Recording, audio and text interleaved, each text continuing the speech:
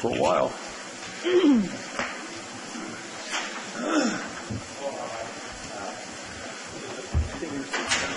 What's that?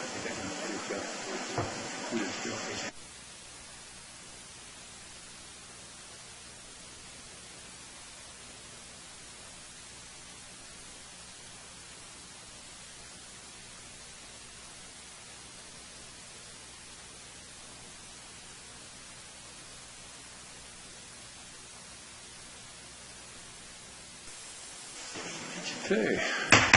Good morning, everybody. Good morning. Good morning to the audience and everybody here. This is November 1st. The regular meeting of Madera County is called to order. Staff, is there any additions? No, Mr. Chairman. Okay. Let's read the closed session items into the record. Yes, Chairman, members of the board, there are 6 items for closed session. Conference with labor negotiator pursuant to Government Code Section 54957.6. The county negotiator is Adrian Caleb, and the employee organization is all units. There is a public employee performance evaluation pursuant to Government Code Section 54957. The title of the positions are County Administrative Officer and Chief of Development Services. There's one existing litigation matter pursuant to Government Code Section 54956.9, subsection D1. The litigation is Madera County Farm Bureau versus the County of Madera. There's a real property negotiation pursuant to Government Code Section 54956.8. The county negotiator is Eric Fleming, the County Administrative Officer. And Paul Contreras, the assessor parcels number is 059-200-004, and under negotiation is the price and terms. And the last item is a public employee discipline dismissal release pursuant to Government Code Section 54957. Thank you. Anything from the public? Bring it back to the board. Go to closed session. Thank you.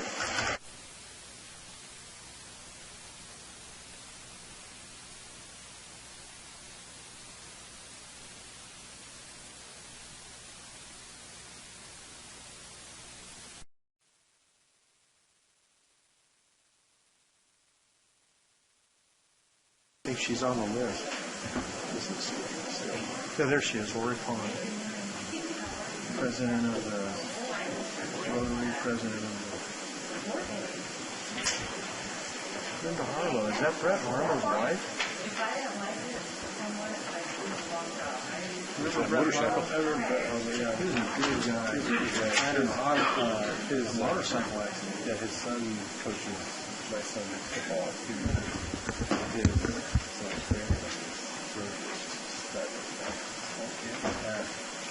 Well, good morning, everybody. We're back from closed session. Is there anything to report?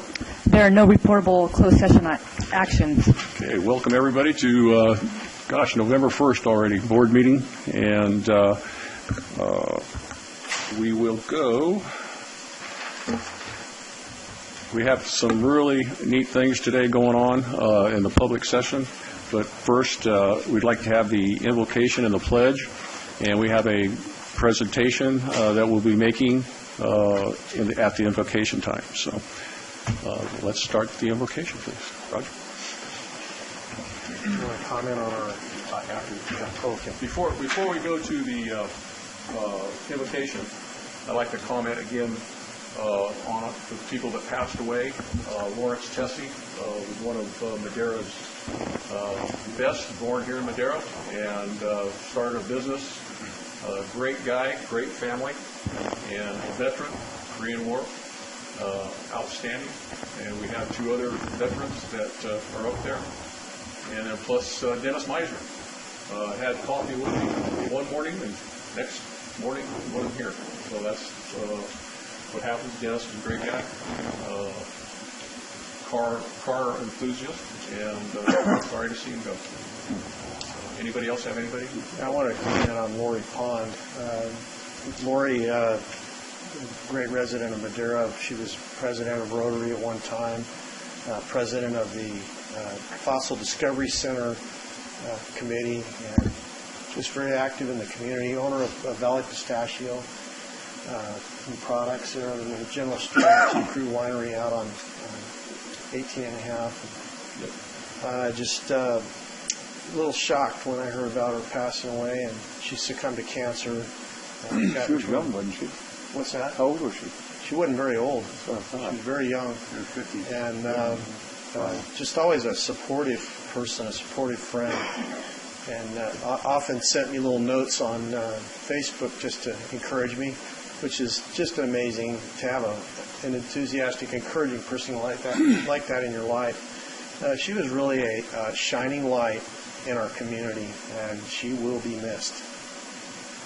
Anybody from the public would like to? Go ahead. Also on Lawrence Tessie, just a great guy. I see him all the time over at, still working at Tessie and Petroleum, and I sold him a truck one time, and I thought, I was pretty good at dealing with cars, and boy, did I get a lesson, and he got me good that day, but I always thought he was a great guy. Even after that, we always would joke about how he probably paid about $1,000 less than what he should have on that truck. And but Lawrence was just a great guy, and thoughts and prayers to the Tessie family. I had one, John Houston from Oakhurst. We went to high school together, and his dad started one of the first well drilling companies in Oakhurst, and they're still going. So he passed away last week with cancer, and he was a tough sucker. When we were young, we all had 74s that we all built. They wouldn't you go by the store, and we used to go right up to Yosemite. Went over to Tioga one time, and he was always a crazy one. I never was, but he was. It was rough. So anyway, just bad losing him. He was just a really good guy. So. It's really amazing the people that in Madera County, since we started doing this in January, how many people in Madera County have passed away. And it's been an unusual year.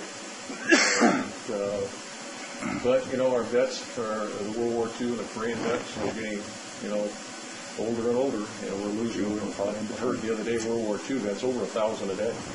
And so Veterans Day is coming up. So please show up for Veterans Day. We have a great ceremony on the 11th over at the park. And is anybody else about anybody here on the board that they know? I'd like to say something. Thank you. We bow our heads this morning.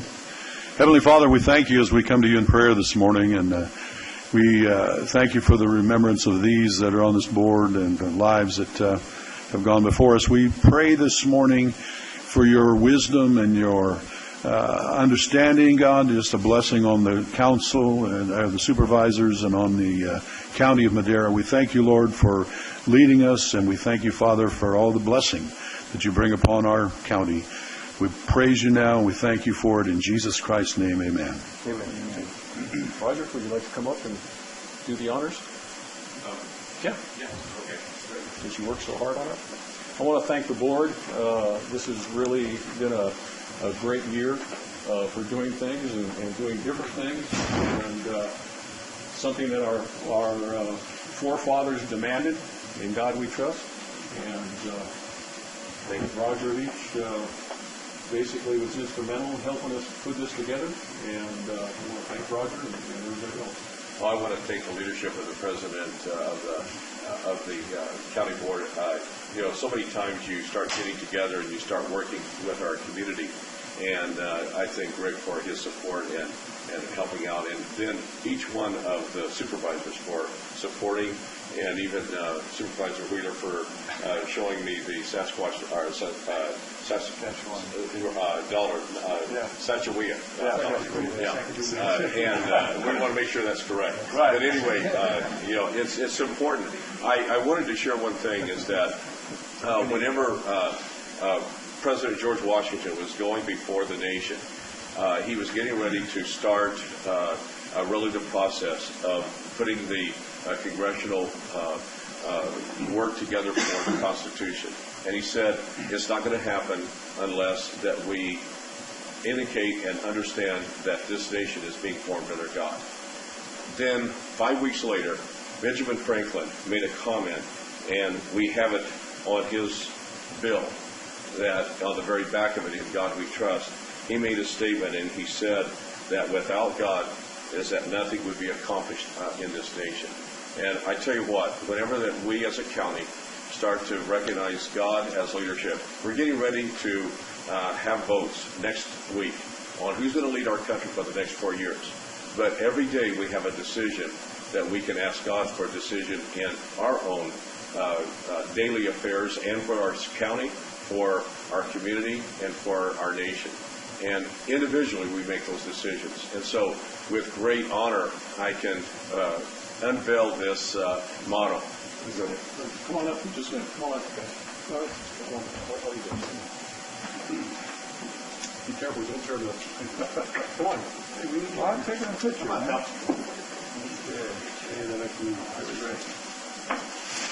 Hey, come on up and take a picture. Let's see. Drop your phone. Get up there. Oh, I see the back. Yeah, there we go. Here we go. Come on, Tom. Try to hard out. There we go. Make sure they can see it all. Okay.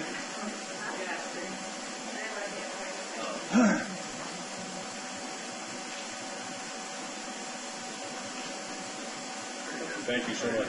Thank you. Thank you. Okay. God, we try. Okay, there you go. Thank you. I'll take that. I just want to thank Rick and Roger for doing this, for taking the lead on it. We've talked about it for many years about doing this. We've never done it. So I want to give Rick and Roger a great big hand for this. So please. Okay, we have a new guest that's in our county, and I'd love to have him do the Pledge of Allegiance.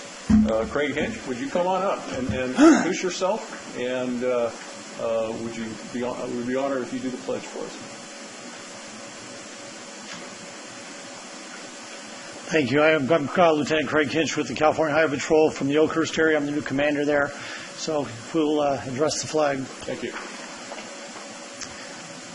I pledge allegiance to the flag of the United States of America and to the republic for which it stands, one nation, under God, indivisible, with liberty and justice for all. Tell us where you come from, real quick. Born and raised in Sacramento, but have been up and around the state a bit. Most recently, spent 3 years in Sacramento. Before that, I'd been in Fresno for the last 9 years as a motor sergeant there. So I'm just happy to be back, kind of somewhat in the area. I've actually met my wife up in the Oakhurst area about 25 years ago. So She brought you back. She did bring me back. You're going to stay here the rest of your career?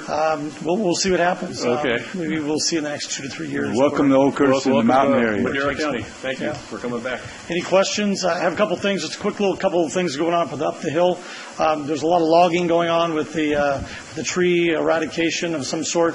Our commercial unit is actually working with the logging industry to help educate them. Since there's so many, actually truckers are actually from out of the state. They're unfamiliar with some of the California laws, so we're making sure that the roadways are staying safe. What's that? It's good to hear that they're working up there, though. Well, we're trying to prevent some of the, any other crashes or things that are going up there. And then with the winter season coming, obviously with the rain recently, but then the snow coming up farther up the hill, we're definitely working with Caltrans to implement some of the new winter operations and stuff. So, any questions from the board? I appreciate the time to introduce myself. I'll see you next Thursday night. I'll be there. Thank you. Nice meeting you. Welcome.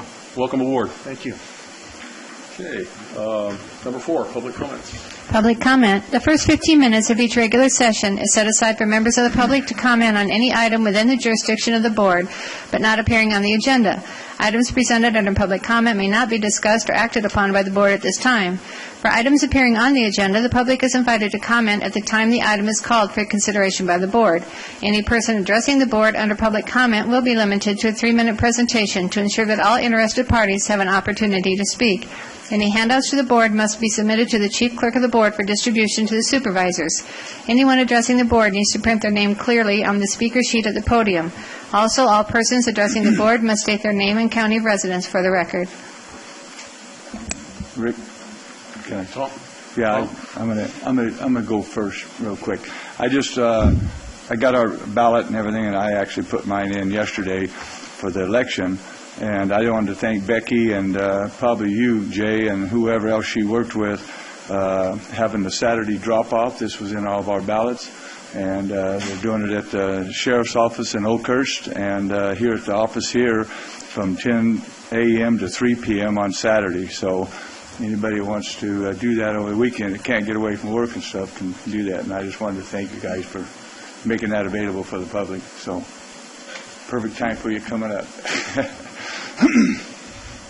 Okay, anybody else from the board? Jay? Morning, Mr. We Chairman. have a special presentation. I asked Jay to come in, or are you going to be talking about the motorcycle, or are you going to be Just talking briefly, then Larry's going to do most of the talking. Okay, good. Which makes it a normal day. So, Okay. Sergeant Larry Rich is here with me today. He's in charge of our off-highway vehicle program. If you're not aware, we were able to acquire 2 all-electric motorcycles through the San Joaquin Valley Air Pollution Control District, which Mr. Wheeler sits on. We appreciate your help with that, Tom. These are... It's kind of too bad we can't do a demonstration for you. They're pretty amazing. They're just like riding a dirt bike. They just don't quite have the range, and they're a whole lot quieter. So Larry does actually have to go back to patrol today because we're a little bit short-handed. So I'm going to let him talk to you about what he uses them for and how successful they've been. So thank you. Thank you very much. Thank you, Larry, for getting a hold of me on Yeah, that, I really feel sorry for you that you have to ride that, Larry. That's It's rough. It's rough. Thank you guys for helping us get through this, Tom, and getting these motorcycles for us, and the supervisors for approving it, and Sheriff Jay Varney for telling me to look into this grant. We purchased 2 Zero motorcycles. We went with the FX model, which is more of the dirt bike model, versus you'll see in Fresno and Clovis they have the DS models. We went with the lighter bike due to our terrain we have in the Oakhurst area and down here. Currently, we've been using these motorcycles in the Oakhurst area to patrol the Oakhurst Park walkways, the schools, football games up there, and just last night I was using them to patrol all of the areas that had the trick-or-treaters going. Mainly Goldside was our busy area. The comments that I keep hearing is, that thing's so quiet. That was a sheriff. He could sneak up on him. The kids in the area all know it from us being at the schools when we're patrolling them in the morning, that's the electric bike, so it was entertaining for them to tell their parents that's the electric bike. A little bit about the bike, it does have 2 batteries on it. They are a military-grade version bike. The batteries can come out. We have a 3rd battery for each bike, so if we did use them on a search and rescue call, that if the batteries went dead, we could go back to the command post, pull the batteries out, put new ones in, and we did a quick charge system for them. Instead of 5 hours at a completely dead charge, it would be 2.5 hours. Good. So we did upgrade for the purposes of powder pressure. The main thing that everyone always asks me is how far will they go? They will only go about 45 miles. But understand we did not buy these or get these with the idea of taking a patrolman off the street and using these. These are strictly for special events, special parades, close quarters patrolling, and so far it's been wonderful. I have made it to Norfolk and almost back to Oakhurst, but we were going lights and siren, and it definitely used up the batteries going fast. And it does have a very high top speed, and it will go over the maximum speed limit very quickly. And if you have any questions about it, I'm happy to. When I'm riding up at Miami Creek, I won't see you on this then, huh? You'll have your regular dirt bike? Yeah, we have our regular DRZs that we use for the dirt bikes. These bikes here cost us a lot of money, and we're not planning on taking them up. They are capable of doing it, but at this time we're not going to use them for the off-road motorcycle program. With the lighter bike, do you get a longer, bigger range? This bike here actually does not have the range as the DS model that they have, only because that makes it, this bike's only at 230 pounds. The DS model runs around 400 pounds. Mm-hmm. So it comes with a bigger battery to last a little longer. Yeah, only once have I ran out of juice. And what's nice about it, if they want to go raid a marijuana patch or anything, they can sneak in instead of hearing coming at them, man. They're already running. We have tried that, and we almost caught one guy running in Norfolk, and both the deputy and him did not know. Yes, in Norfolk, did not know that I was actually coming down the trail. Yeah. That's awesome. So I appreciate the time. Thank you for letting us. Yeah, I really appreciate you bringing it in and doing what you. Well, there it is. And there it is. It is in the back. I think it'd be nice if we wrote a letter to the Air Board, because when Larry called me about it, I took it to the board at one of our meetings, and they said, heck, you guys want 2 of them. And I said, well, heck yeah. So I called ahead, and he said, I said, put in for 2 of them, and they gave us the money to get 2 of them. This bike is so easy to ride if you know how to ride a bicycle. This is probably easier than a bicycle to ride. Just bring it down. Huh? Bring it down. Yeah, ride it. Hey, Larry, ride it down here. Ride it down here in front. Bring it down.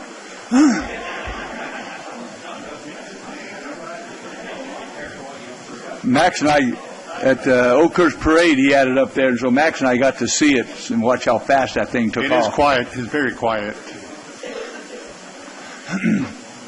Hey, Jay, have you rode it yet? Yeah.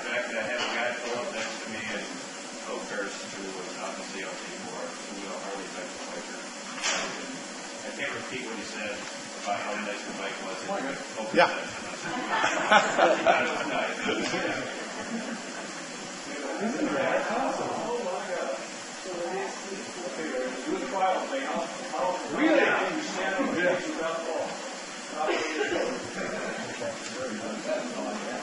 So there are some safety features that you're asking about.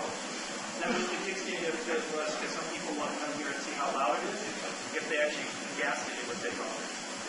So there's a number of safeties that they add to it. So the kickstand's down, the switch, so for safety, they would always take a switch so somebody can come up. From 0 to 15, they have detuned it because of that. There are 3 different ones.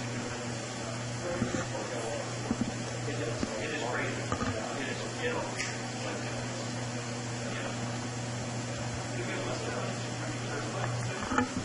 Got all the lights.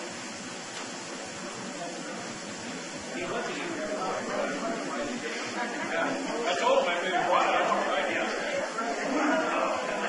So that's the line. You have the Phoenix system as well.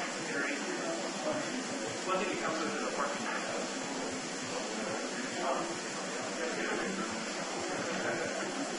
Spread it on.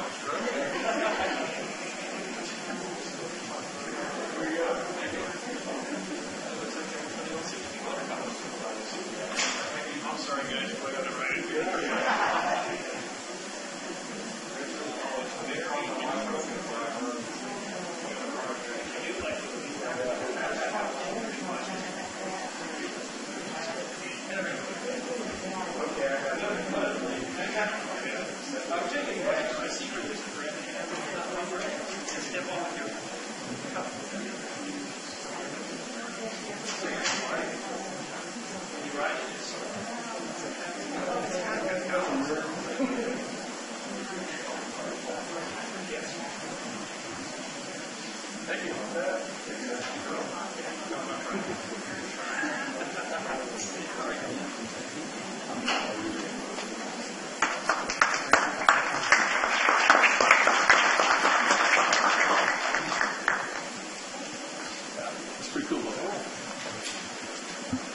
Open the door so he can fly out. Yeah.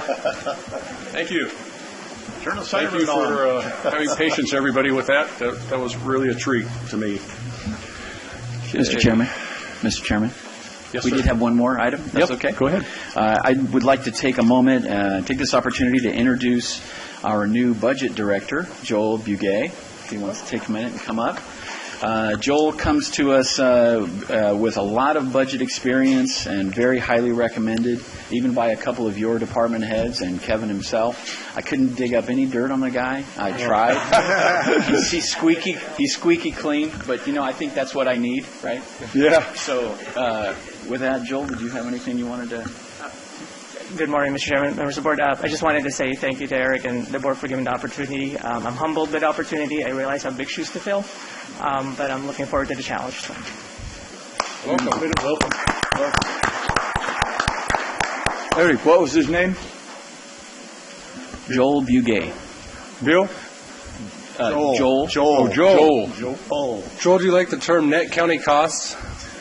Yeah. Just remember Billy remember Joel. net county Billy costs. Joel. And you'll get along Billy really Joel. well. There you go. Joel. Thank you. Welcome aboard.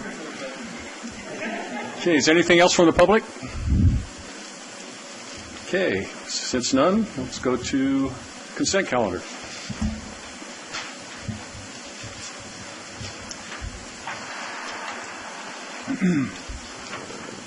Rhonda, consent calendar. Any items, the board, on consent items? Let's see, on you. Yeah, I had you. We had one pulled, didn't we? Oh, on item U, we've got the item, instead of the 10A, it's got the MD7. But I talked to Rhonda this morning, and we got it corrected, but it's not corrected out to public, so when we vote on it, we got to make sure the backup's on the right one. So, thank you, Ahmad.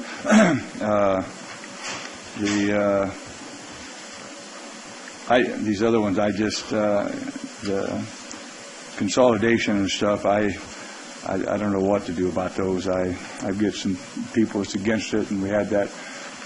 It's on S&T, Ahmad. We got that petition, from the one people, but they don't get this money unless they consolidate, right? That is correct. The money is being guaranteed, or the funding agreement is going to be a grant, 100% grant, versus a loan that was previously understood. So it will be 100% grant. The state, there are three problems. We have MD6, MD7, and also Bass Lake Water Company that both regulated by the state. So the best way to spend the state's money is through a consolidation project where we would do one treatment plant and consolidate everybody and do an agreement with Bass Lake. And this way, MD6 and MD7 will be customers of Bass Lake Water Company. That is the condition that the state will provide up to $10 million of grant money. Yeah, and somebody put out a false thing out about these different ones of these that we're doing today, that they were loans. None of these are loans. These are all grants, 100% grants from the water board. And when they put this out and mislead the people, it really ticks me off, because it just makes it hard to try to explain that to people, that we're loaning millions of dollars out when it's a totally 100% grant on these deals. So I just want the public to know that, because correct. At this point, it's 100% grant. Right, exactly, and I appreciate that. So anyway, I guess that's all I have on those. Okay, anything from else from the board? Yeah, me. Brett? I was going to say the same thing as Tom on you, but also just Ahmad, on you, how close are we to finishing up the individual audit for that, so we can? Pretty close. Our last communication with the auditor's office, they said hopefully today, but they've been working diligently on it. So hopefully today we will have the audit. What kind of a timeline for this project? I mean, these kids at Valley Teen Ranch need to be hooked up. Well, this resolution in front of you is to authorize us to submit for the construction funding agreement. Once we do that, that will take 6 to 9 months for the funding agreement to be in place, and then we can go to construction. We can go as soon as 2 weeks once we have all the during that documents. 6 to 9 months, will we be already designing it and have everything ready to go, so that we can go out to bid the day after the funding agreement is signed? Yes, I mean as soon as possible after the funding agreement is ready. So if it's on a Tuesday, we'll go out on Wednesday? Yes. That's where we like to get to. And then also, I just wanted to thank you for item J, for the sidewalks on Avenue 12. Any time that we can help get pedestrians off of a major thoroughfare like that is a good thing. So thank you for that, and on behalf of Chuck LaRue, I thank you for that as well. All right. Are all of these, basically we got a lot of these on the agenda right now, they're basically a part of the drought funding from the state, correct? Yes, these are Chairman Norman Allender, Planning Director. These are Prop 1 dollars. Right. Working with Cassie Chahan from the Water Board. Most of you know her. Very good advocate for us. Some of the complexities are working with the Department of Financial Assistance, who is a state department. So when you hear about the auditor doing some additional work or different work going on, is to satisfy those state agencies. We're about to break through that, yes. Right. Great, thank you. Okay, anything from the public?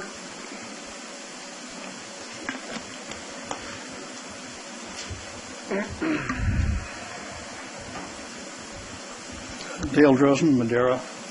One of the residents or a property owner in MD6 asked me to ask 3 questions. One was, does the board have the petition that they signed opposing the merger? The second is they would like to know if a cost breakdown and maps are available, and how much is Bass Lake Water District or Water Company paying for MD 6 and 7? Any of those you can answer? Well, they got the petition because I handed them in, and they have them. They're shaking their heads behind you. Okay. The breakdown yet, I don't think that's done yet, is it? It's done? They're right behind you. They're saying yes. And what was the third one? How much is Bass Lake Water Company paying for MD 6 and 7? Yeah. So the asset, what they're referring to is what's the absorption of assets and what those will be. I do believe we have a preliminary number, but it hasn't been finalized yet. So, yeah, so whenever you do a consolidation, you'll be recognizing that in D10 when we talk about consolidating with any other agency. There is a negotiation that goes on about the assets and what those assets may be worth going forward. So that's what he's referring to. So we do have a preliminary number, yes. Do you have a ballpark? Yeah, $59. No, I mean, Don't give them no ballpark because you're just guesstimating. They're just asking. Don't do no guesstimating because all it does is get us in trouble. Yeah. Okay, thank you for the... And Chairman, members of the board, I just want to clarify on the petition.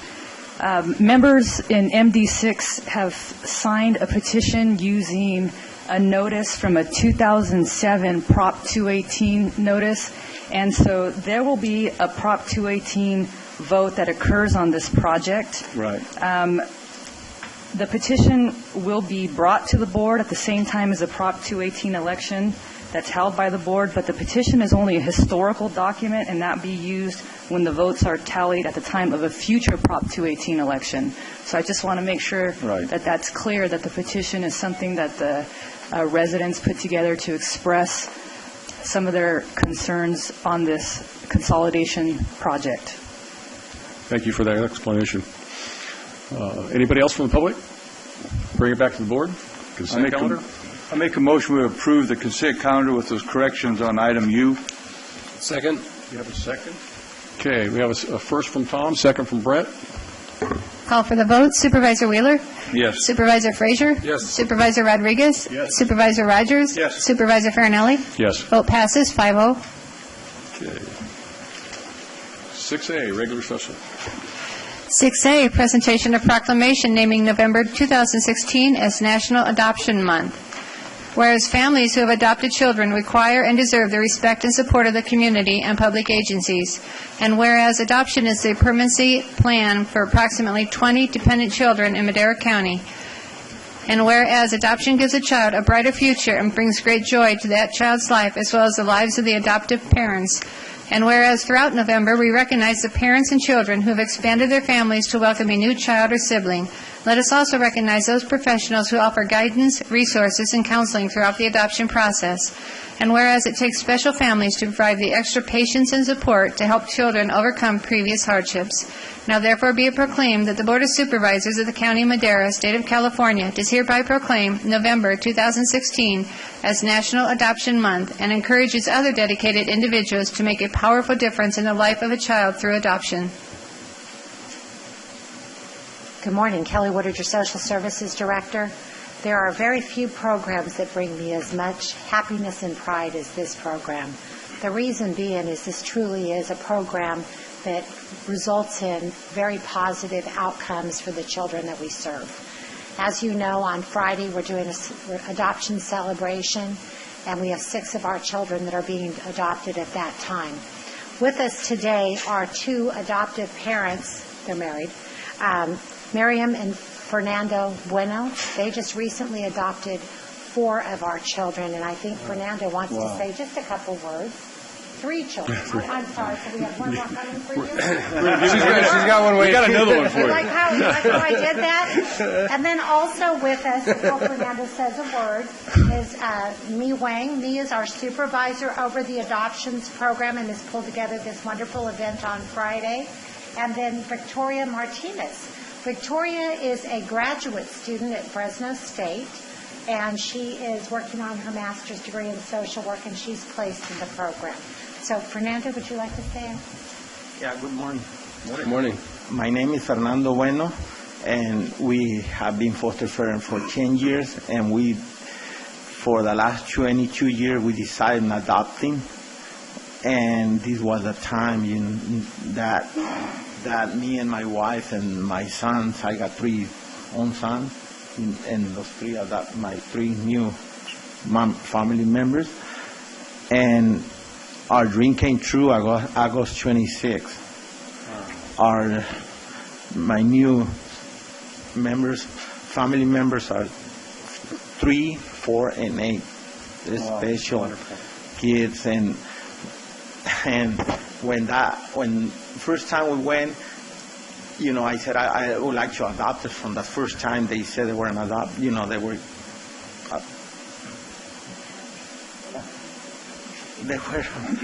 I'm nervous. I was nervous. Great. I was nervous when we started signing. We went paper that said we want to adopt it, but when we start signing papers, that I became happy, nervous because I was seeing that it was true. I was telling, and they're special kids, and me and my wife and my son, all family members from her side and my side. They're happy. They're very happy. And that's a nice experience. Thank you. Sounds like they got special parents too now. Yeah. Yep. Yeah, because now through our home, 50 or more foster kids went through our home for the last 10 years. Oh, wow. Now we got experience, on those 50, only like 5 were removed. All the rest stay in their home until they went to their parents.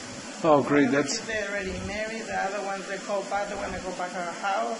I said, I don't have, we don't have place no more. So they go by my house, knock my door. Yeah. I'm again in the foster care. Can I come to the house? And, sorry, baby, I don't have room no more. I just wanted to say that, my wife's adopted, and so this is a very near and dear subject to us.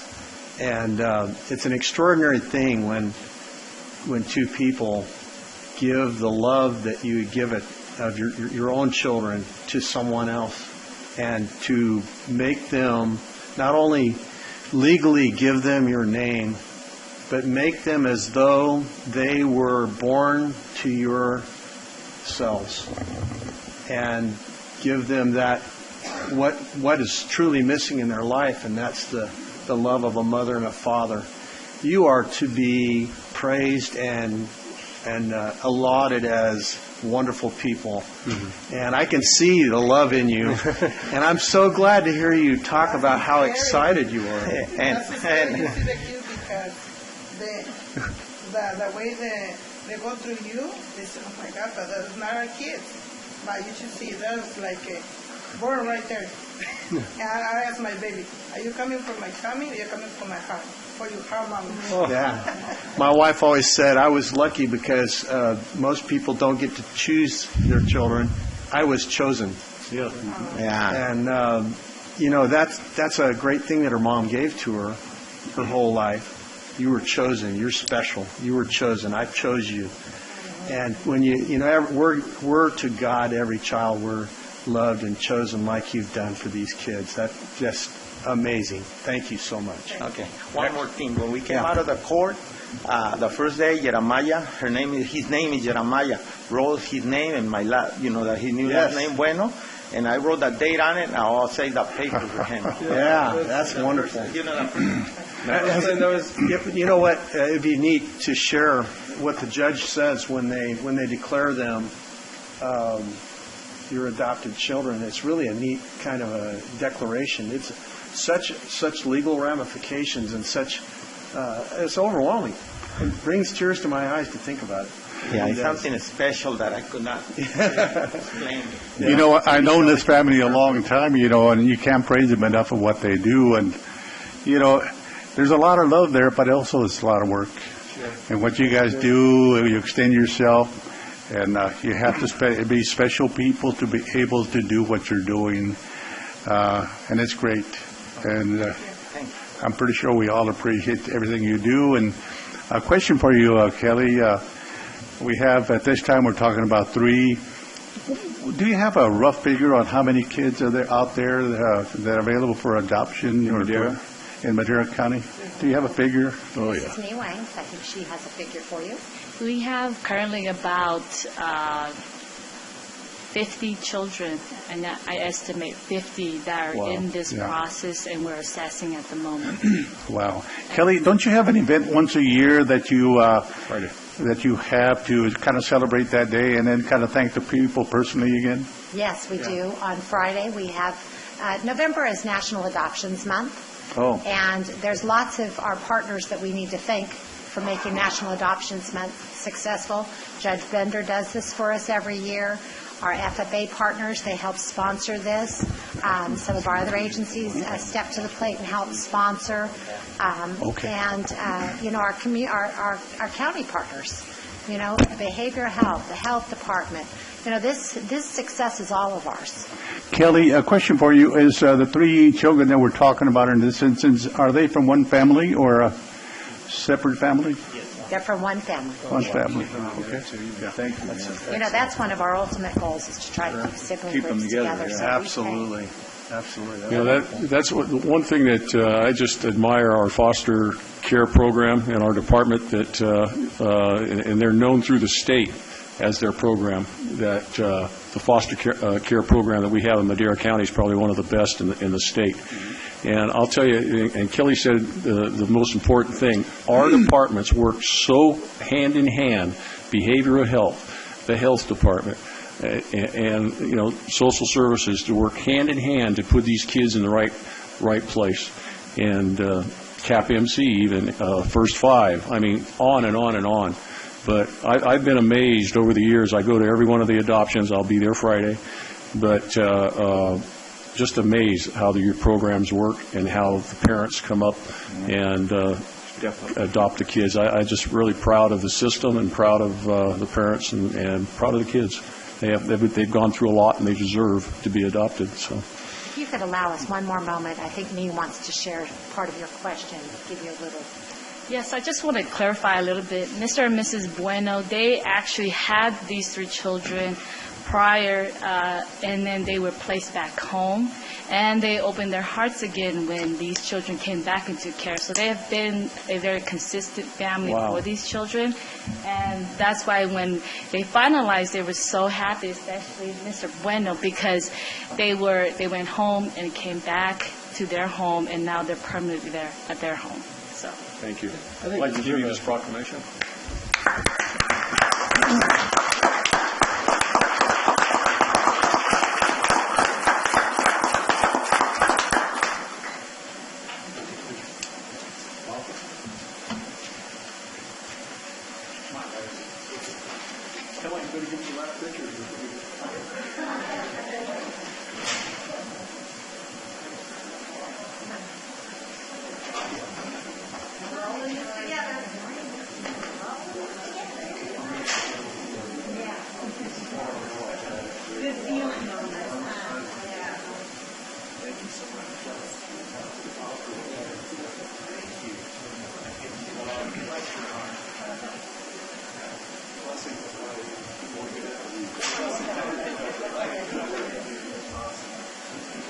Say one more thing before we do this.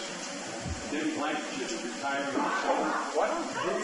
She has been one of the stars in our social service department and with the, helping putting together the foster program, helping put together Big Brothers, Big Sisters, helping these kids and stuff like that. All the organizations, gosh, I can't think of the other, what's the foster kids program called? The iFoster program, which is years giving kids the iFoster, Danny Morris. I mean, what a department. And when we're up at RCRC, which is all the rural county, guess who the Madera County's department for the iFoster program? Nothing in the world. So, very proud of that, and thank you guys.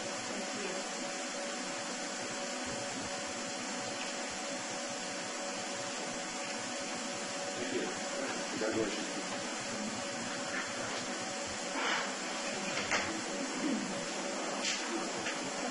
Thank you.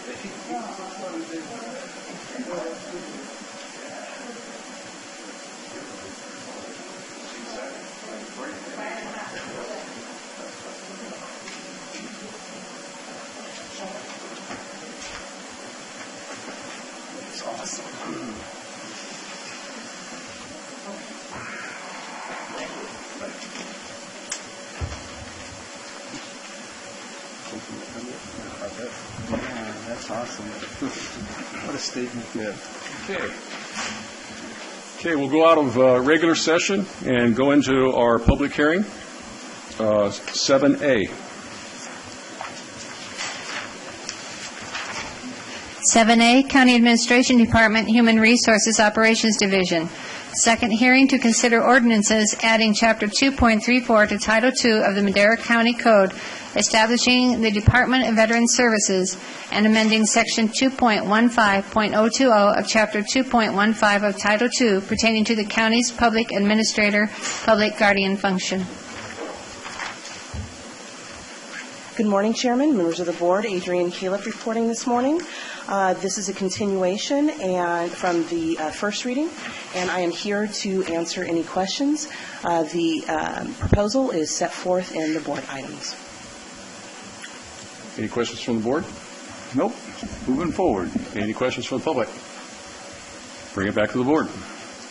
I move we approve item 7A as given.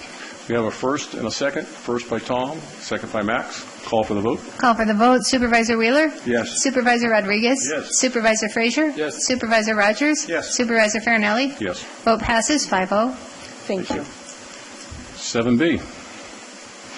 7B, County Administration Department.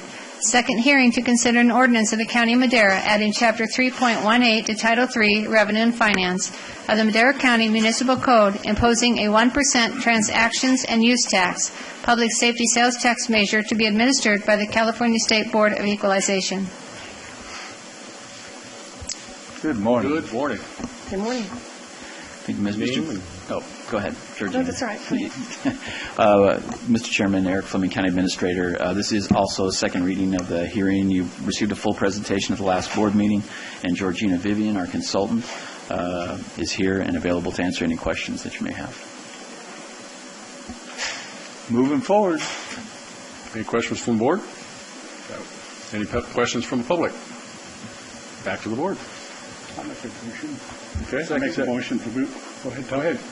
No, go ahead. Go ahead, Max. Do it, man. Okay. I'll make that motion to approve 7B. Second. We have a first from Max, second from Brett. Call for the vote. Call for the vote. Supervisor Rodriguez? Yes. Supervisor Frazier? Yes. Supervisor Rogers? Yes. Supervisor Wheeler? Yes. Supervisor Farinelli? Yes. Vote passes 5-0. Thanks for coming all the way Thank here. you. Okay, that was a fast-forward public hearing. Back to the regular session. One thing that's really important that we get done. Okay, 6B. 6B, Community and Economic Development Department, Planning Division. Discussion and direction to staff to prepare an ordinance requiring a one-on-one groundwater balance on new development projects.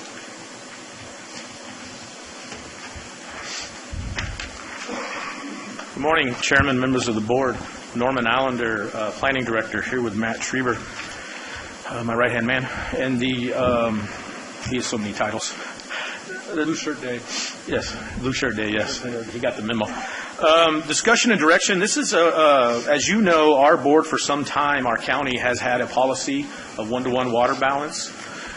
We apply it through projects as they come forward. As you know, each project has its own uniqueness to it. However, the concept of defining a water balance is something that could be static. And the other concept is that water supply assessments in the past have been like every other technical study. They were commissioned by the applicant and submitted to us and then reviewed by a mod staff in Public Works or a peer review. So with this ordinance, a couple things we'll pursue is codifying the definition of what a water water balance is, where it applies to what projects, and then also requiring that water supply assessments that are done under SB 610 by code will be administered through the county, in which the county will commission the consultants. And with your permission, actually, with your motion today, I will make that official department policy, and if you concur, that even without the ordinance, that Mr. Trieber and I and Mr. Al-Kayat, when people come in the front door with new projects, which we don't have a lot coming in, but we only have one in process right now, but in new projects, we will require that under existing authority to contract through us for the water supply assessment. So we want to go ahead and get your authority to get outreach to stakeholder groups, water districts, the development industry, also agriculture, and our friends at the Farm Bureau are going to have some input as well. So we want to get your authority to do that, and also your blessing on to make a water supply assessment be commissioned through the county and not individually consulted. Thank you. Brett? I think this is so important that we get working on this. You know, groundwater is such an important topic. I mean, it's the most important thing in our area, and for us to be able to have, you know, better control over it. And, you know, a lot of this stuff is going to be done with Sigma, but we have to, you know, start moving in the proper steps forward. And I think, you know, this is just good. Like you said, it's good planning. It's the way that we should do it, so that we know what's going on through here, and we're able to control that process a whole lot better. And you know, working with these groups and you know, showing that no, this is the way that we're going to do it, and this is these are the things that you have to do to develop here. And I just think it's good planning, and I thank you for bringing this forward. Tom? Yeah, thank you. Thank you, guys. It's something we are doing anyway, but it's a good thing to have it set in some kind of guidelines. But there's two things after reading it. One thing is, you know, there are some small projects that use big water. I think, and this just says large development, but I think that, you know, we got to cover that some way. I don't know how, some kind of language in there, because it could happen. Yes, sir. And the second thing is, I'd like to add on ag land in that same thing, that when they convert grazing land over to orchards, that they are part of that's a development to me that's draining our water down. We ought to see if we couldn't add that in there some way. Yes, sir. We'll add that to the discussion, yes.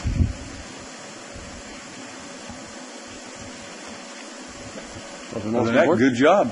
Good job. Anything from the public? Back to the board.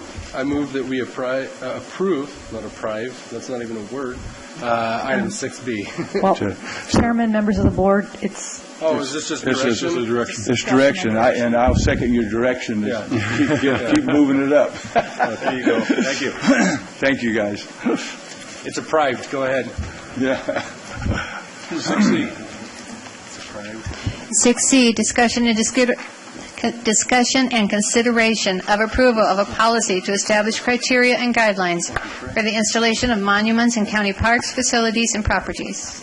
First, I want to thank the CAO for bringing this to our attention, because we do kind of haphazard on our memorial plaques and stuff. I think we did a great job on the B-52, bringing it to the board and the voting on it and stuff, and I'm happy that we now have a procedure of how to do that. I think that the park is looking outstanding. I mean, just fantastic, and I want to thank you guys for and the team, Joe and Raymond and all the guys for cleaning it up.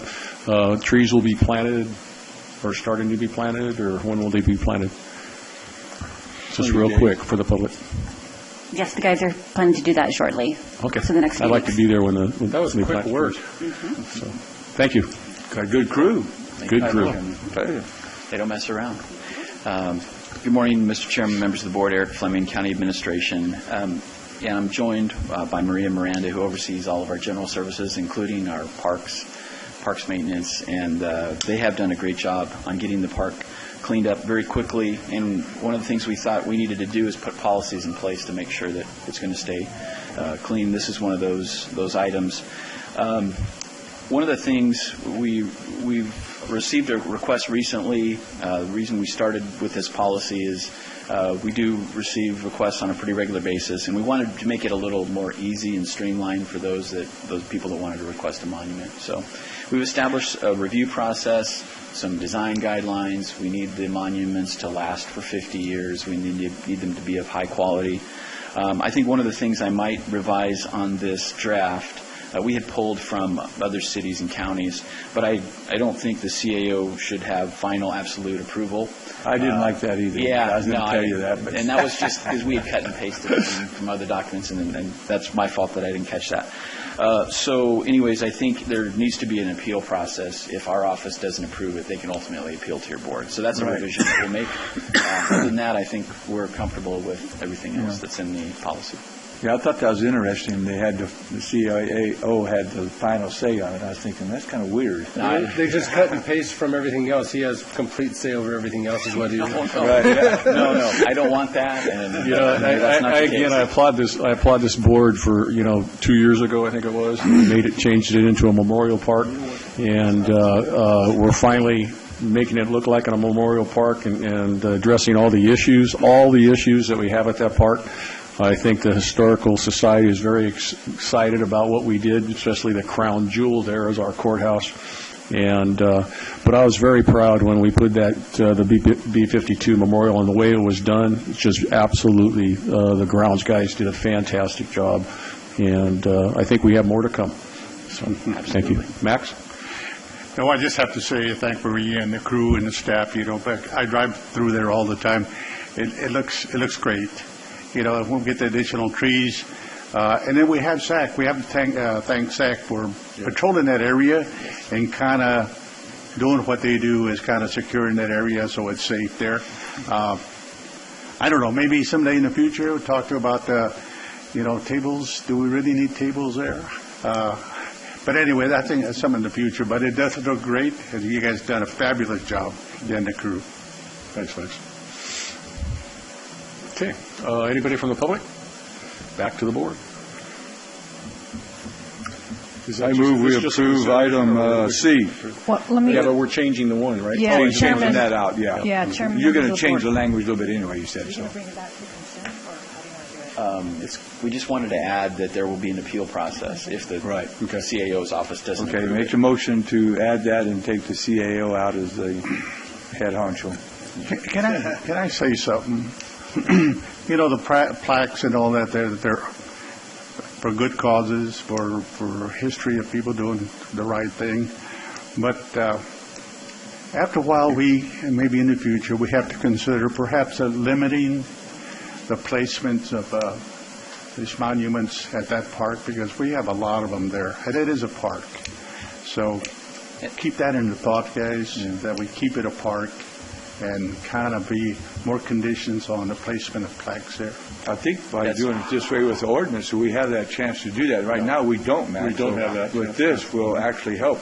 There you go. Because if it's not, we don't think it's relevant to what this is, we don't have to put it in there. Right. And I think got the thing to back it up. One of the biggest things is it needs to be something that has a level of significance representing Madera County. Madera County's significance. And where we keep the monuments and where we keep, you have half that property is park. Yes. And then I think the dedications to our war vets and all the wars out there, and the dedications to our police officers and the memorials that we've put up for our police officers all over California. CHPs, all of our public safety officials. Nice stuff. Nice stuff. But if we keep it in like this will help keep certain things to certain areas, and outstanding. We got a second on that by any chance? Second. Not yet. Got a second? Second, Brett. Got a first by Tom, second by Brett. Call for the vote. Supervisor Wheeler? Yes. Supervisor Frazier? Yes. Supervisor Rogers? Yes. Supervisor Rodriguez? Yes. Supervisor Farinelli? Yes. Vote passes 5-0. Thanks. Thank you. Thank you, guys. Thanks, Maria. I didn't find no mistakes yet. 6D. 6D, County Administration Department, Fire Department. Discussion and consideration of approval of a fire equipment replacement and reserve policy. Finally. There he is, the other guy that's retiring. Hey, Joe, come up here and sit next to him. Sit right next to him, and if he says anything, you know, you can reach around and do this. Yeah, whack him or something. Get used to it. Joel should be first chair. Kevin, you're second chair. Good morning, Mr. Chairman, members of the board. Kevin Fries with the Administrative Office. With me at the table is Nicole Desmond of the Administrative Office and Matt Watson, Battalion Chief with Madera County Fire. Here's Joe Bugay with the Administrative Office. The proposed policy in front of you today establishes a methodology that will be used to evaluate the fire equipment. This utilizes a point system consisting of various replacement criteria such as age, miles, type of service, reliability, maintenance costs, and condition of the equipment being evaluated. Matt's going to go into a little more detail on the methodology as well as reviews the current equipment that they have. The policy also sets aside any excess revenue and or expenditure savings within the fire budget at the end of each fiscal year and places that in a reserve to be used for the replacement of fire equipment. This last year, the board utilized the budgetary savings in the fire budget to purchase 2 water tenders. And finally, the policy directs the Administrative Office to work in conjunction with County Fire to identify the equipment to be replaced as well as the most effective method to finance the equipment that would minimize budgetary impacts. This will be done on an annual basis, and the recommendation will be brought before your board for approval sometime in April or May of each year in coordination with the development of the annual budget. Our preliminary goal at this time is the replacement of 2 engines and 1 water tender for the 17-18 fiscal year. I'm going to hand it over to Matt for his presentation. Chairman, Board of Supervisors. Fleet Services, the objective of this plan is to identify and replace mobile equipment that have met or exceeded its serviceable life and replace it with emergency response apparatus that incorporates modern fire technology, is safe to operate, and maintains or improves the current level of service in the most effective manner to the citizens of Madera County. This plan will incorporate the rotation of select apparatus over the life of the plan to maximize serviceable life. Fire apparatus needs to be replaced on a continual basis to avoid the need for crisis purchasing. The life expectancy of fire apparatus is directly related to the routine workload and preventative maintenance program. Apparatus life expectancy can depend upon call volume and workload, but industry best practice considers a life expectancy of 10 years for frontline apparatus with heavy call volume. Safety and support are 2 of the key reasons to replace existing fire apparatus. Improvements to suspension, anti-lock braking have improved the safety of newer fire apparatus. Parts and availability of service are also key reasons for the apparatus to be replaced. There are 3 different factors that determine life cycles of fire apparatus: service, technology, and economic. If the apparatus is properly maintained, the service life can be extended. The economic factors that influence the lifespan of apparatus include depreciation, operating costs, maintenance repair, downtime, and being obsolete, and training. Generally, a piece of apparatus is downgraded to a secondary response status when it has reached or exceeded its frontline response expectancy. For example, a 10-year-old engine may still function as an engine, but due to its age, it is placed in secondary response status and will be used for callback personnel and or a maintenance spare. By planning for a 10-year replacement cycle for all of the frontline apparatus, the department will be able to downgrade apparatus to a secondary response mode for 10 years and a reserve status for 7 to 10 additional years, period, based on the condition of the truck. Industry best practices do not recommend a vehicle being in service for longer than 20 years. Fire underwriter survey suggests that the fire apparatus for medium-sized cities are placed into a secondary response mode at the 11 through 20-year service life. Madera County Fire Department employs replacement criteria on these point systems, which is a best practice and most widely used methodology. Once equipment meets replacement criteria, it goes through a review process by the fleet manager and department to determine if the equipment should be replaced, retained for limited use, or extend its use. The following system is used to establish the replacement criteria. So if you look at this sheet, it breaks it down by age, gives it a point value, miles or hours, types of service, almost all of our equipment's going to be severe heavy-duty service, reliability, and maintenance repair costs, and condition. So if you look at the bottom there, it says excellent, fewer than 18 points, good condition, 18 to 22 points, and qualifies replacement to 23 to 27 points. Needs immediate consideration, more than 28 points. So if you look at the screen there, if it's above, it's red if it's above 28 points, yellow above 22 points. So we only have 2 that are in the excellent to good condition. And then we have 5 that are in the needs consideration, and all the red is needs immediate consideration. So we're a little behind the power curve. And if we go with this plan and we look at trying to do 2 a year for the engines for a 6-year period, that's 12 engines being brought in. And then once we get to year 20, at year 7 we'll go to 1 replacement a year, and that'll be a continuing cycle pretty much forever. And at 20 years, we'll have an average lifespan, or average age of an engine will be at 20 years. So, it was suggested that we look at replacing 5, and 5, but I think that's going to get us back into the similar situation. I think we need to look at something that's more consistent, and it took us a long time to get here, and I think it needs to take us a while to get out of it. So our suggestion is looking at 2 a year for 6 years, and then go to 1 year for eternity. Great idea. Any questions? Brett?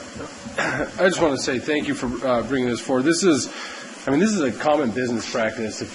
Anytime that you have a business that has equipment of any kind, if you don't have an equipment replacement policy of some sort, you're going to end up having high costs for all of your equipment.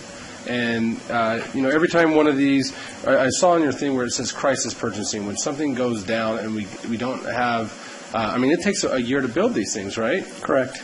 So your crisis is, maybe you're going to have to go out and find something that somebody has that's maybe 5 years old or 10 or it's close to the end of its useful life, and then we spend a bunch of money on something that's not going to get us anywhere near where we need to be because we need it in a crisis. This is the best way to use money for this, because these are costs that we're going to have, and this is the only way to get out. I think you're absolutely right. If we did 5, 5, and 5, we'll end up, we'll spend too much money on the front end. It won't ladder out the useful life of each one. We'll just be at this place in another 20 years, which is where we got here then. And we have the sales tax measure that we looked at today. We're making good financial decisions when it comes to public safety because of this, and putting in but we can't do those ongoing costs of the people to staff these engines. So I think these two things married together are going to help the public safety within Madera County for the next 50 years because of the way that we're setting this up right now. I like the way you put it. Again, the 2 for the next 6 years and 1 after that is the exact way to do it. It doesn't take too much at the front end. We don't spin ourselves into a hole here. This is something that is manageable even in a downturn of the economy. This is the way it should be. And like you said, we didn't get into this overnight, and we're not going to get out of it overnight. So kudos to you for bringing it forward like this, and Kevin managing that. That's the way that we should do things. So I'm fully in support of this. Tom? Yeah, thank you. And thank you, guys. It's really weird. I've been on it over 10 years. Before me, we had 2 firemen on this board. And the last time we bought a brand new rig was in 06, 07. When I got in, they brought in those new 6. We'd never bought one since. And it's been crazy. And I've talked about it for 4 or 5 years on this safety tax deal. And all of our other programs, all of our other vehicles that we have, every once in a while you'll see it on our agenda, we're getting rid of some because we got that replacement program like you said we should have had. Why our ex-firemen supervisors never pushed this forward, I couldn't tell you, being firemen. But I just can't thank you guys enough for doing this, and this plan like this we'll keep it going all the time, just like we do our other 200 or 300 vehicles that we have here. Yeah, we're not fire professionals, but anytime you see a Madera County fire truck, you can tell that it's old. It's time for it to be gone. Yeah. David? Yeah, just I believe in capital replacement programs where you plan for the eventuality. The second law of thermodynamics always comes into play. Entropy, everything is decaying. You've got to prepare for that, and that's just the way it is. I don't know of any cost of doing business. Yeah, any business in the world doesn't face that issue and deal with it in a responsible, planned manner. And I just go back to that old phrase, a failure to plan is a plan to fail. And you just can't do these things on a whim. Otherwise, you do lose money. You lose money by not properly having the time to look into the options, and you end up doing something that's half-baked rather than full cure. Thank you. Matt, I believe once before you came before us and you mentioned that medical calls were probably 40-45% of the calls that come in. Is that correct? Well, if you look at medical calls, because included in medical calls is anytime there's a patient, vehicle accident, rescues, that type of stuff. So you're looking at like 80% are going to be medical. Well, along those lines, and you roll out all that heavy equipment for those medical calls also? Is that the way you respond? Yeah, for a medical call, we respond 1 fire engine, and for a vehicle accident, it's 2 fire engines. Okay. So, do you have any type of vehicle that you could use instead of sending out that heavy equipment out for the medical calls? That's a common problem, but you probably thought about it, and the reason you don't do it, or maybe you do it, it's because there's problems there. But do you do that? Do you send light vehicles out instead of sending the heavy equipment out there and putting mileage on these expensive equipment that you have? Yeah, the problem is once you leave the fire station and you get a different type of call, you don't have all your tools in your toolbox. So it was a common practice back in the 70s and 80s that fire departments ran these, they called them squads. It was like a pickup truck with a little box on it. Yeah. But a lot of the times now, if you're out on a call, I mean, if you look at Station 1, Station 3, they're running 12 to 1,400 calls a year, and the chances of them getting another call is pretty likely. I'd say due to personnel. You don't have the personnel to be able to stay in the station instead of going out to the location. Yeah, I understand. Correct. And where we used to mostly utilize those is the volunteer staff would respond those secondary. Mm-hmm. And so with the amount of volunteers decreasing, the amount of time those are on the roads. And what we didn't want to get into in this plan was what type of actual engine. So, I mean, in the future, you guys will see a couple different, you will see a smaller version of an engine at some stations, which is significantly less than a structural firefighting engine. Mm-hmm. So it can do a little bit of everything, and that's the problem, just find one tool to do the whole job. The city of Madera, that's where I live, and I see it all the time, they get a call, and the ambulance is right beside the fire engine, and the fire engine arrives, the ambulance is there. It seems like a waste of time and equipment to have all these vehicles arrive, and then one leaves, the other one, the ambulance is in town, they're nearby, their response time is very little. But the fire engine arrives and the ambulance at the same time, I said, well, you're duplicating the services and putting wear and tear on those fire engines. But that's... Yeah, and we've reduced the type of medical calls. We only go to priority 1 medical aids, which is like immediate life threat. And if it's like a code blue, a heart attack, the county actually sends 2 fire engines because it takes at least 2 people to do CPR. So what'll happen in Madera Acres, if there's a heart attack, they'll send 2 fire engines and an ambulance. We'll leave the 2 fire engines on the side of the road because the firefighters are in the back doing CPR while the medic is doing his advanced life support stuff. So, there's times that we just have to abandon the vehicles on the side of the road because of staffing levels. But, it takes a couple people on a medical aid typically, and if it's someone that's a little heavier, then it might take more people to lift them off the ground and such. So, Thank you, Matt. Tom? Yeah, one more thing when Brett said something about when we have an emergency, one of them quits or something, we go out and buy a used one or something. The board, when made the first deal with Chicansey, and they were supposed to buy that big ladder truck, so they bought one that was used, and it wasn't worth a shit, and and they had to dump it after a few years because it was no good.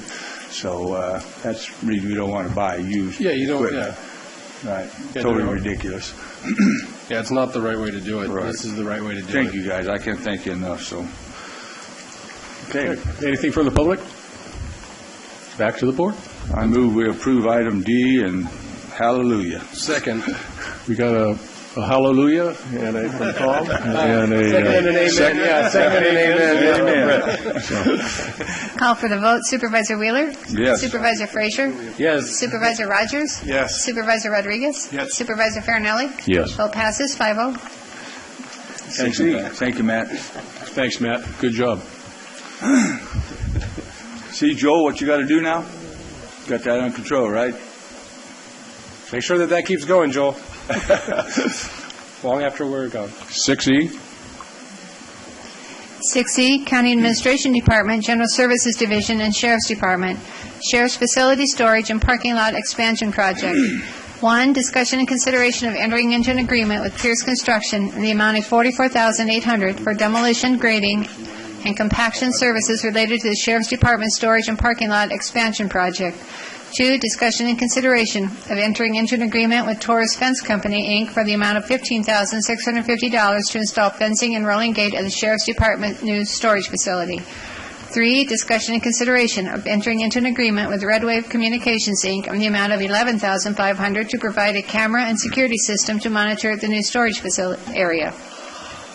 4, discussion and consideration of entering into an agreement with Tim R. Troll Electric, Inc. in the amount of $17,323 to provide labor and materials to install electrical to the new storage area. 5, discussion and consideration of approval of transfer of appropriations number 16-143 in the amount of $75,000, transfer from local law enforcement, appropriation for contingencies and sheriff coroner, permanent salaries to local law enforcement, operating transfer out capital project, and sheriff coroner, operating transfers out capital projects. 4 votes required. 6, discussion and consideration of approval of receipt of unanticipated revenue number 16-144 in the amount of $75,000 derived from local law enforcement and sheriff coroner to be appropriated to new sheriff's facility, buildings and improvements for multiple fiscal years. 4 votes required. Good morning again, Chairman. I missed half of it. Could you redo part of that? I missed the other half. I'm going to make you come down here and read it. Good morning, Chairman and the Board again. Jay Vardy, Madera County Sheriff. As you know, we moved into a new building in July of 2015. That building was already full from a storage aspect when we moved in.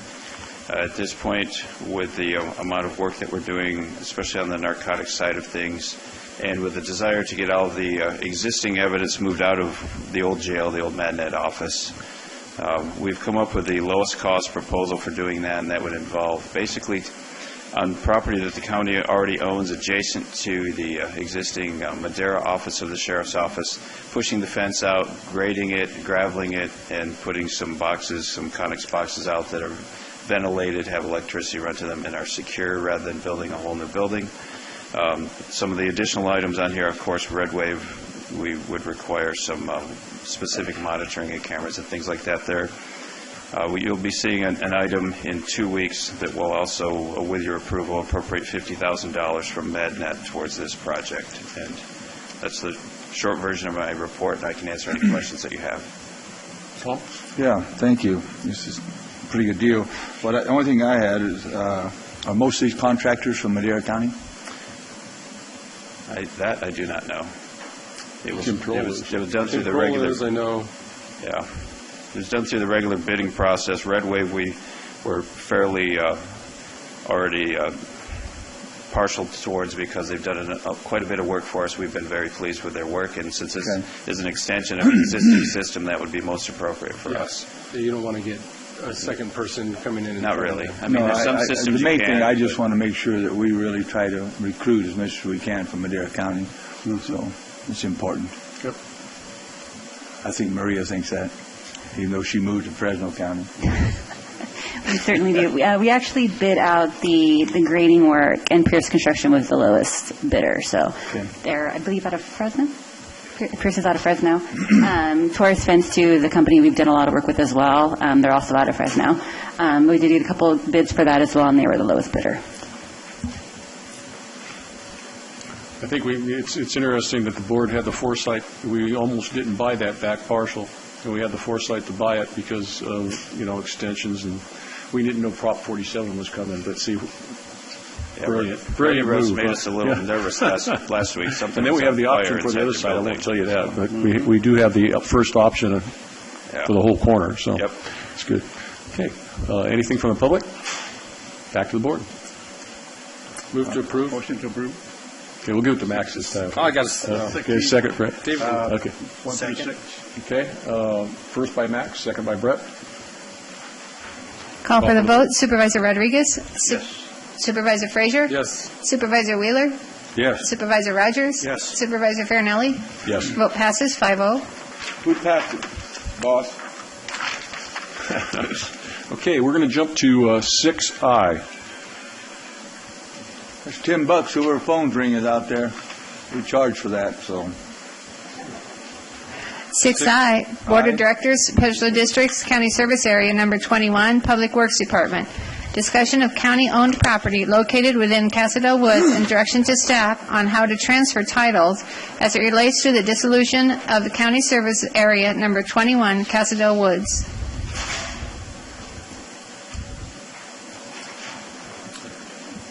Good morning, Chairman, members of the board. Norman Allender, Chief of Development Services. I'm here with Ahmad Al-Kayat, the Public Works Director, and Phil Toller, who oversees our special districts for us. Before you on item 6I relates to Cascadel Woods, and County Council could give any input as to process, but this is the initial step for the dissolution of a recreational district. So created in 1984, and the only known assets of the district, and this is not a water district, a sewer district, a road district, or any type of normal municipal infrastructure. This is only centered around recreation. So there is a clubhouse, and there is some open space property that is associated with it. What's happened was when this was originally created, and a contract was made with the Property Owners Association there to, when the county collected the money to do the maintenance there. 2013, that contract was terminated by this board, and subsequent to that, a municipal advisory council was formed to help oversee that. In March of this year, the MAC resigned, and the reason why was I put the word out very clearly, and others did, that it was our intent as a county to dissolve this district. And so the MAC, at that point, resigned. Since then, since it's a community asset and people use that clubhouse, we have had a member of the community, Mr. Stan Egnick, do the scheduling and do that as far as the keys and making sure that the community had access to it. Here before you today is direction on what to do with these assets. So the Municipal Service Review completed by LAFCO some time ago discussed the Property Owners Association as a logical place to go. Staff didn't make that recommendation here today. We list that, and there are other options. And the reason why I list other options is, and I'll be frank and be brief, this neighborhood in the North Fork area, a very nice area to live, requires more of our attention. This is a recreational district, again, only for recreation. Requires more of our attention than Fairmead, than Parksdale, than Parkwood. We are constantly being called to intervene, which what is, in my humble opinion as your planning director, local neighbor disputes. Neighbors who don't get along and are using the county, attempting to have the county to intervene with disputes in the neighborhood. The county, in my opinion, should not have districts and should not be running recreational districts. This was one of the first things I looked at when you asked me to assume this position. Dissolving districts isn't easy. Going through this process isn't easy. We've been working through county council. What we're asking you here today, and we will be back with another item, is to have discussion and direction of what to do with these assets. Let me be clear. It is not my recommendation we turn them over to the Property Owners Association. There's been too many issues that have gone on since then, and so Supervisor Wheeler, I know, has a lot of input on this. I don't know if County Council has anything, but we would like to seek direction of how to move forward with dissolving this district. Thank you. Thank you. Tom? Yeah. Well, we got about 142 districts, I think, in Madera County. We got about 120 of them are in my district. I inherited all that junk, and this is the worst one. I get more complaints, more emails, more calls, more talking on the street from this one district than all the rest of them put together, period. And so and thanks for saying that, because I got a lot of calls and emails saying that that's what they thought you were recommending, to dissolve it and give it to the homeowner association, which I'm totally against. So I'm going to just be plain. But I used to be on the Corsico Resource Conservation District for many years. I was chairman of it for many years. And I talked to some of them yesterday. I talked to the Sierra Nevada Conservancy, not the Sierra Nevada Conservancy, the Sierra Foothill Conservancy in Albury. And I got an email from them. And what I would like the staff to do is to, Phil, you listen to this? What I'd like to suggest is that you go ahead. I got all the contacts for the Sierra Foothill Conservancy. Get a hold of them, see if we can put that in a conservation easement, and then let the Corsico Resource Conservation District be the directors of it. And that way it'd be out of our hands completely. Let them run it, and they'll divvy out keys or whatever. They can go out and get grants to refurbish the clubhouse, because if you're inside of it, I mean, it's a beautiful place, and I do not want to tear it down, but even some people told me to take a bulldozer and just flatten it out, because there's no code that's going to pass. I think Deborah's sitting there shaking her head. She's been up there and looked at it, and she just shakes her head. I mean, it's that bad. But if we could make it some kind of historical preservation building, we might be able to do that with some minor stuff to do it. But they can go out and get grants and stuff where we don't do that.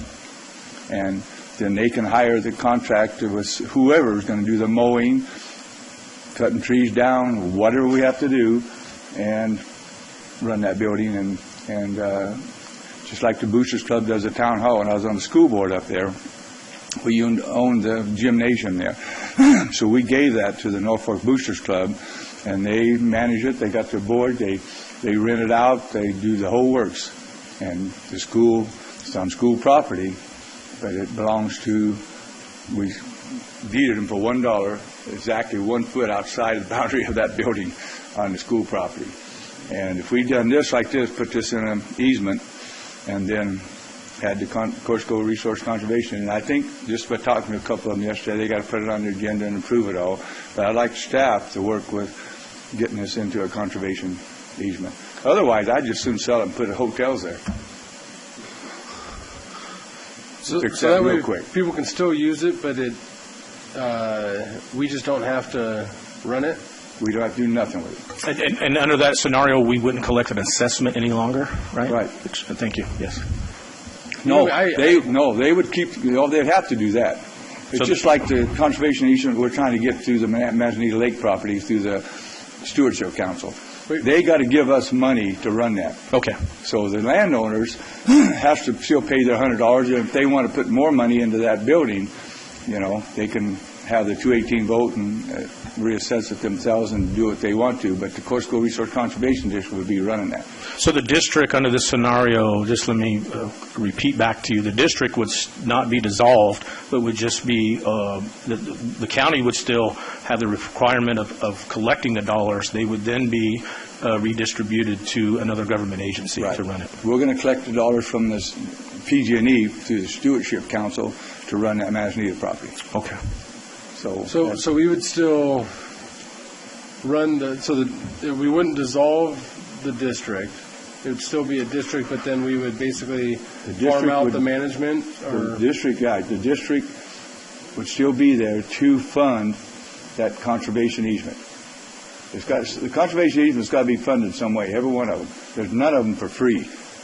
So I think what he's saying, Chairman and members of the board, is CSA, this is the discussion about the assets and the dissolution of CSA 21. The way Supervisor Wheeler's explaining it is that we wouldn't dissolve CSA 21. We would bring another government agency then and contract with them to oversee it. That's the way, am I correct, sir? I think. Yes. I mean, if that would be the best way to do it. If there's a different way to do it, I'm open to any way we can do it. Well, I guess the other option is if we deed these assets to another government agency, which is what we would do in that, the question would be, does the board still want us to collect an assessment or not collect an assessment, in other words? The dissolution of the district, there's a couple of parts. One is the assets and what to do with them, which would include any dollars that are in the bank account, but then you would stop collecting the $100, is it a year assessment, parcel per there. So, but then how would the other governmental agency that we deeded it over to pay for that? If we're deeding over the assets, one of the assets is the income stream that would come in through that, and that would be... I think we'd have to go back. We hadn't looked at it from that point of view. We haven't framed it in that way. We could frame it that way. It's something we have to really look at and do it right, but just like this piece of Manzanita Lake land we're trying to get, PG&E has to make us whole for taking that out of the tax roll and putting it in that conservation easement. So that's one of the things that Hayter and all of us have been working on, those dollar amounts, what they're going to take to do that, and then the dollar amount to improve the trails and camping and stuff we want to put on there. This has got a, property plus a building. So there's got to be some flow of income to support that for those people, because that's going to be just used 99% by the residents there. This one lady sent this one letter. She got married there. They have Christmas parties. They have birthday parties. They have Halloween parties. I don't know. They have every kind of party since I've been up there forever. They've all had, there's been every kind of party you can think of. And they have their public meetings there for their land, for all the homeowners. So all that stuff would be available for them still to do it. So they've got to have the income flow to support it. It's for that community. It's not for the public. They can rent it out for public if they want to, but they don't have to. So this is on a smaller scale. This is another thing that maybe we're involved in that we don't. This isn't something that we would do on a normal basis. Run a community facility like that, right? So not a recreational facility. That's not our normal. We're not normally equipped to do so. Yeah, most of them, like Wani Park and all them, they have those boards that run them. So. Yeah, and this is when we talk about the Blackhawk or about the sports facility. Right. If we don't know how to run it, I don't want to learn on the fly, or I don't want to commit staff time to doing something that we don't know how to do. That's why you get a conservation easement group that's already doing these things to show us how they do all the rest of them. They already have about, at least I know 10 or 15. They got at least 6 or 8 just in Madera County. And so do we have to run the keys up to people? No, we don't. They do it now. Okay. So it's currently being done through the neighborhood. There is some disagreements about how that should be done. Whatever that was Roger. They done it for a while, and now Eggnogs have got it now, and they're doing the key. So, but the point is that special districts, and I'm not saying that the county doesn't have its own recreational facilities that it does, but this is through special districts. This is not a general fund facility.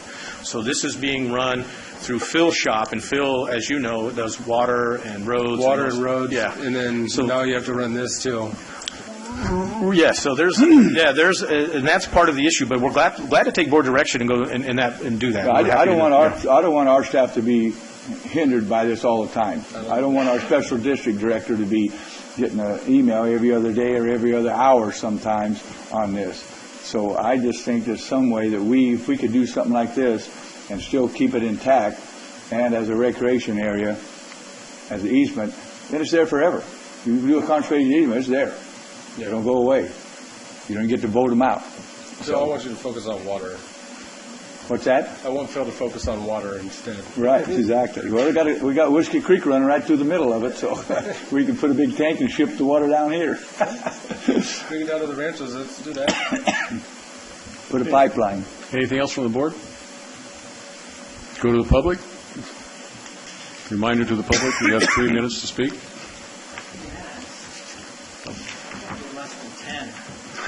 Hi, I'm Mark Thomas, North Fork, Cascadel Ranch. Little known fact, it's actually an historic ranch. I just wanted to suggest one additional thing. I like what I'm hearing from Supervisor Wheeler. I think there's probably a way you could dissolve the district and still have a park that's operated by some sort of agency or 501c3, much like Awani Hills Regional Park, I think would be a good model. Perhaps the board could direct staff to look at various options.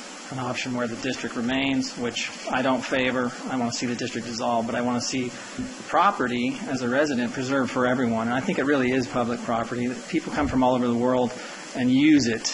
It's little known. That seems to be my phrase today, little known. People from all over the state come to use the facility. People from all over the world now, due to vacation rentals, are also using the facilities. And I mean the open space. And I really want to stress that this is a very rich cultural and ecological resource, which is why the CRCD makes perfect sense, being a resource conservation district. It's a really phenomenal place, and I think the board should come see it. Board of Supervisors. You represent the people who own it. It's public owned. It's associated with the district through this convoluted, crazy history of a district more or less being abused to fund private entities and private uses. All that's history. We want to move forward now. It's public-owned land in use by the public, and I think that the board should consider keeping it public in some manner. County stays on title. Regional park could be a model. Conservation easement sounds good. I favor that we actually do dissolve the district, though, because conflict is formed whenever there's money.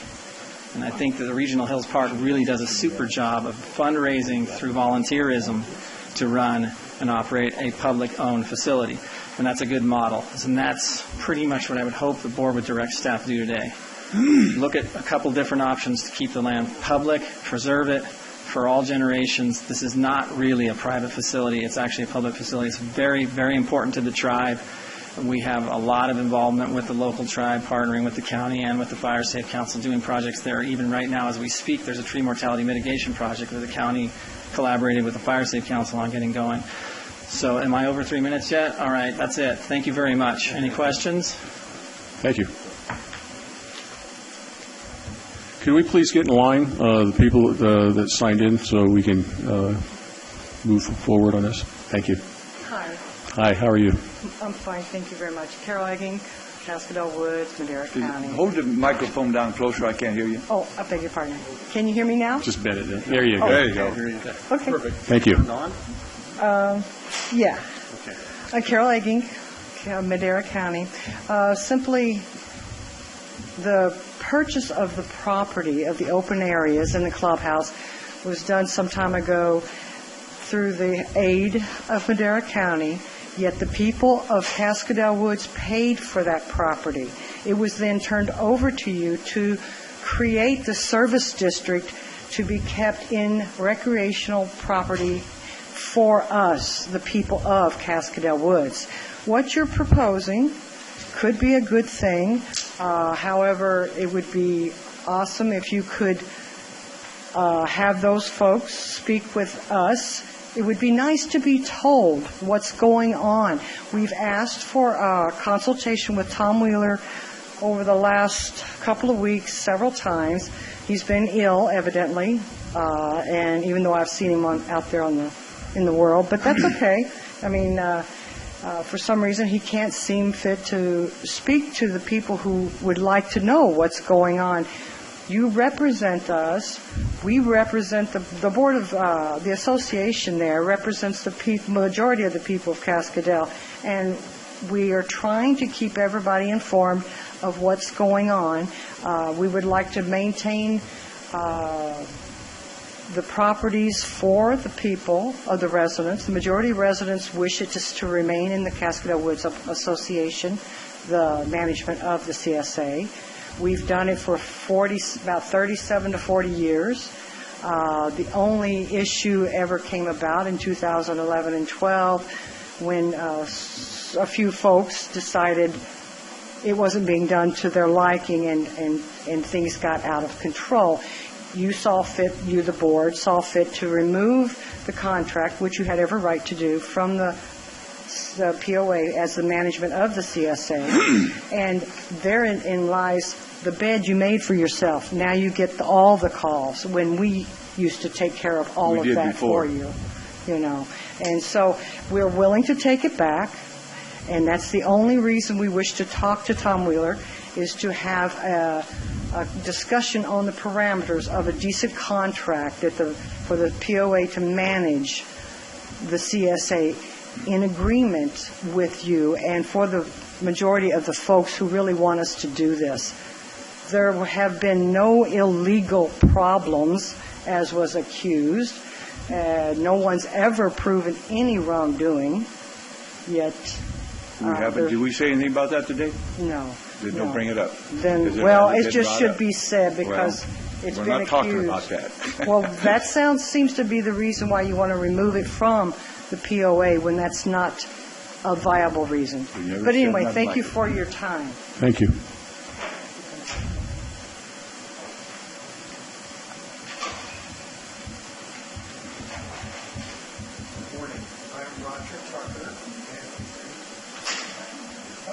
Push the little button.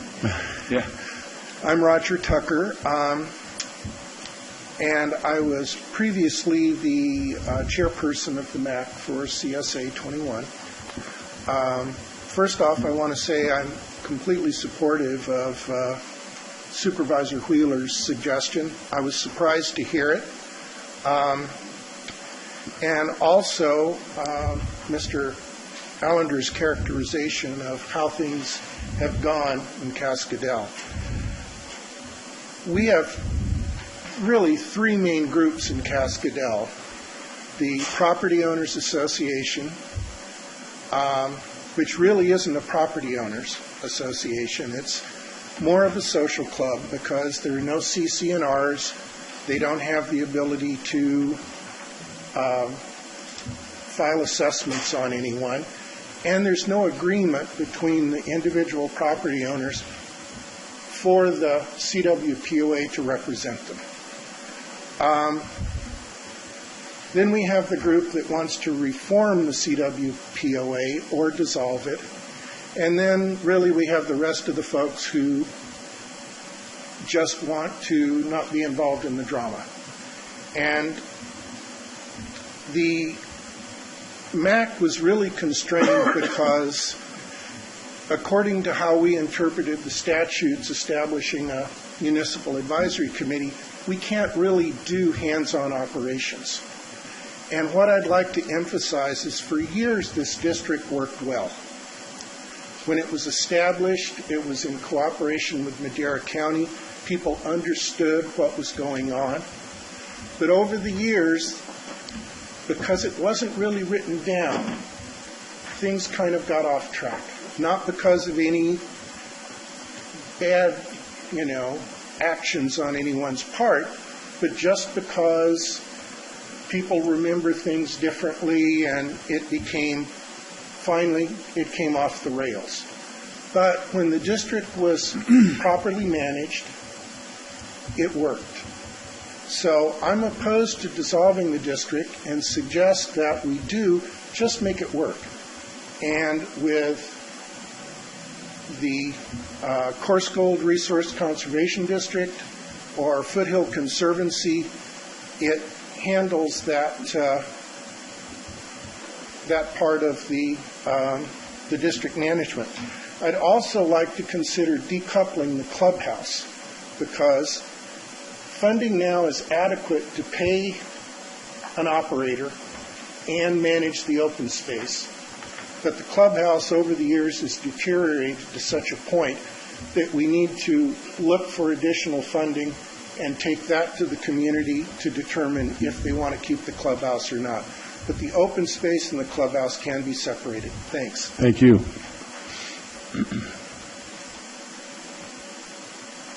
Good morning.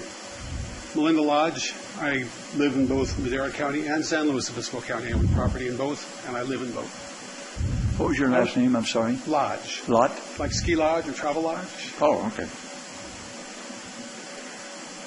I was on the board of directors with the CWPOA for 2 terms. The thing that surprised me and the thing that amazed me was that they were able to function virtually within budget. Things were not as pretty as they probably could have been, but they functioned. The open area, the open area was maintained, it was mowed, it was cleared, there were volunteers, there was a lot of use of volunteers. There was actually a committee in the CWPOA that worked specifically on CSA 21. And they got volunteers, they cut trails, they built seats, they maintained it, they policed it, they made sure that things were done properly. For many, many years, probably decades, the CWPOA has been able to handle that at no cost, because the board of directors is no cost. If you look very carefully at the majority of the letters, any letter or comment that you get from the POA is probably defensive, because there is a small group of people who like to take the offensive and try to get things turned their way. So I think the CWPOA is given a bad, sort of a bum's rush, because the CWPOA is heart and soul the population of Cascadel. The former speaker just mentioned that the CWPOA doesn't have any formal agreement with the residents. That's inaccurate, because the CWPOA collects $60 a year as the association fee. And every person that pays that fee is, I think, legally saying that they support the POA. Every person who pays that fee has the opportunity to be on the board. Every person who pays that fee has the opportunity to work with the POA to get things changed, to put in ideas, to put in concepts. So for the most part, most of the flack that you're catching is from people who are not members, and the vast majority of Cascadel Woods are members of the CWPOA, and it's not the monster that many, many people, not many people, but several people try to make it look like. Thank you for your time. Thank you. Next.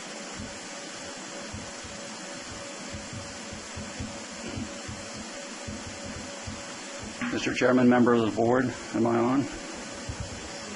Thank you. My name is Michael Delaney. I live in Fresno, and I have property at Cascadel Woods. I've had property there for a year. My purpose to come to speak to you is to kind of put a different face, although it's not as handsome as it could be, on your characterizations of the pain you've suffered at the hands of some people in Cascadel Woods. It's a beautiful place.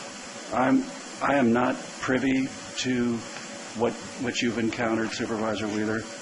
I respect that.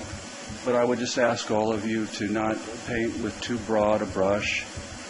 I have heard about dissension among the ranks there.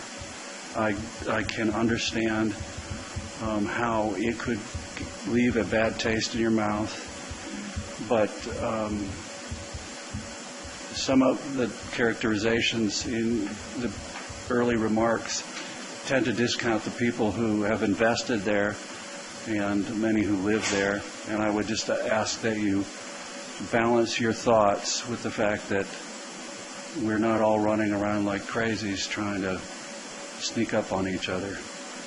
It's a pretty fun place. It's expensive for my family to make the investment, pay the taxes and do all that. So I'm asking you, please be very considerate as you make your decision, and not just sweep us away because we've been a pain in the neck to you for so long. I represent, I think, new blood, and I'm trying to become involved to see what I can do to help. Thank you very much. Thank you. Thank you, Mike.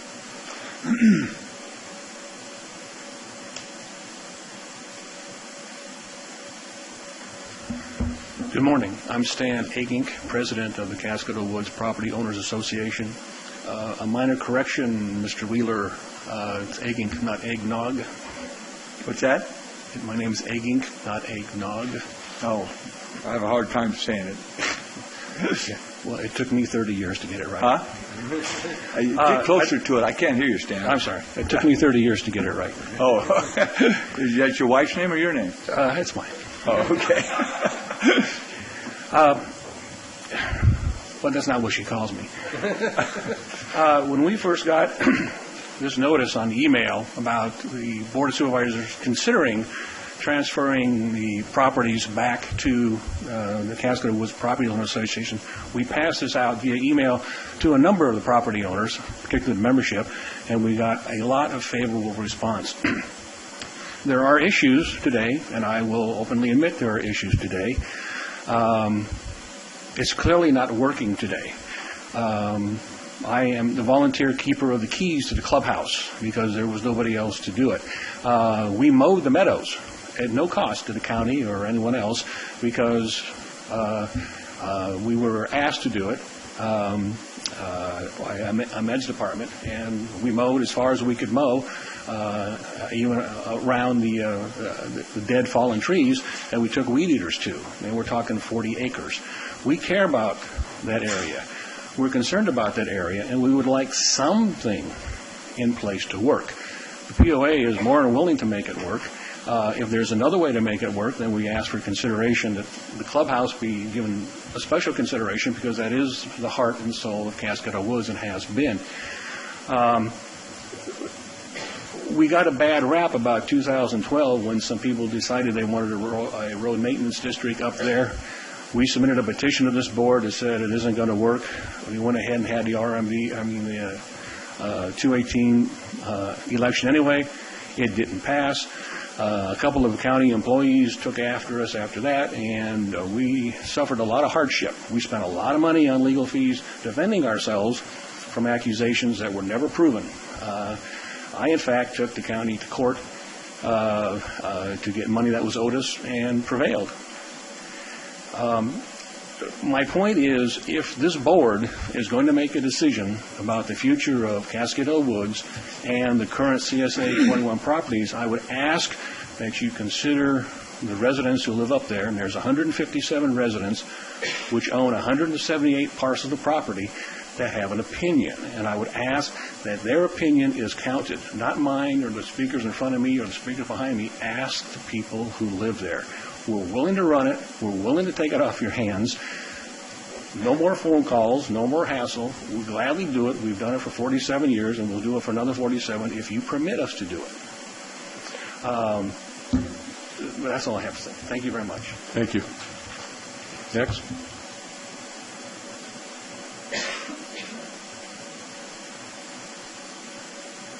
My name is Jenny Castles. Could you pull the speaker, the microphone down? Down?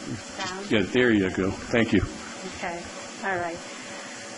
And I'm from Cascadel Ranch, which is what I like to call it.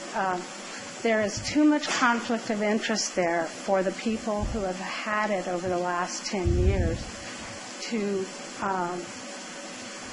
be the one in control of it, either the money or the land. And I like the idea of anybody who's a nonprofit who has their own pay schedule, they work within that nonprofit managing this. There are a lot of people around like Bonnie and Ray LeClure at Intermountain Nursery that know enough to help manage this place. They could work with the CRCD. People who are doing the work there don't know how to deal with watersheds, and none of us know what to do with this massive amount of dead trees everywhere that last year PG&E sent about like 4 to 6 crews in. They started cutting everywhere and left stuff all over. I really think you all should see this place and see what Paul Ridge, who used to work for the Forest Service, called this a high mountain meadow low, because it's always been misty, it's always been full of water. The year before last, our creek went dry, and I moved here in 81, so I had never seen that happen. And a lot of it is the mismanagement of the place. And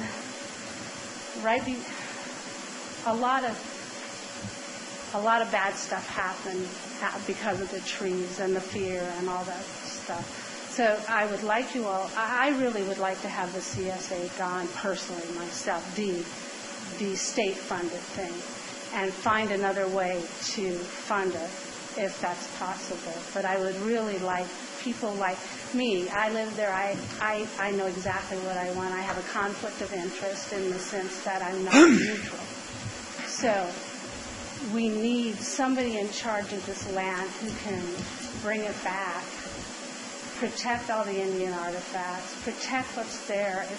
It is full of history. So before, I hope you have another meeting here, or if not, another meeting with us as the people in Cascadel. There are a lot of people who just don't do anything. They don't answer questions. They don't do anything. So you'll hear all sorts of things about how it's one way or another. But very few people take part. And so I'd like you all to come out and see it. I don't know if you can come, all of you at once, because you're bored, and I think you have laws about you can't. I don't know if you can come, all 5 of you coming at once and having different people talk to you there, see the clubhouse, see how bad it is.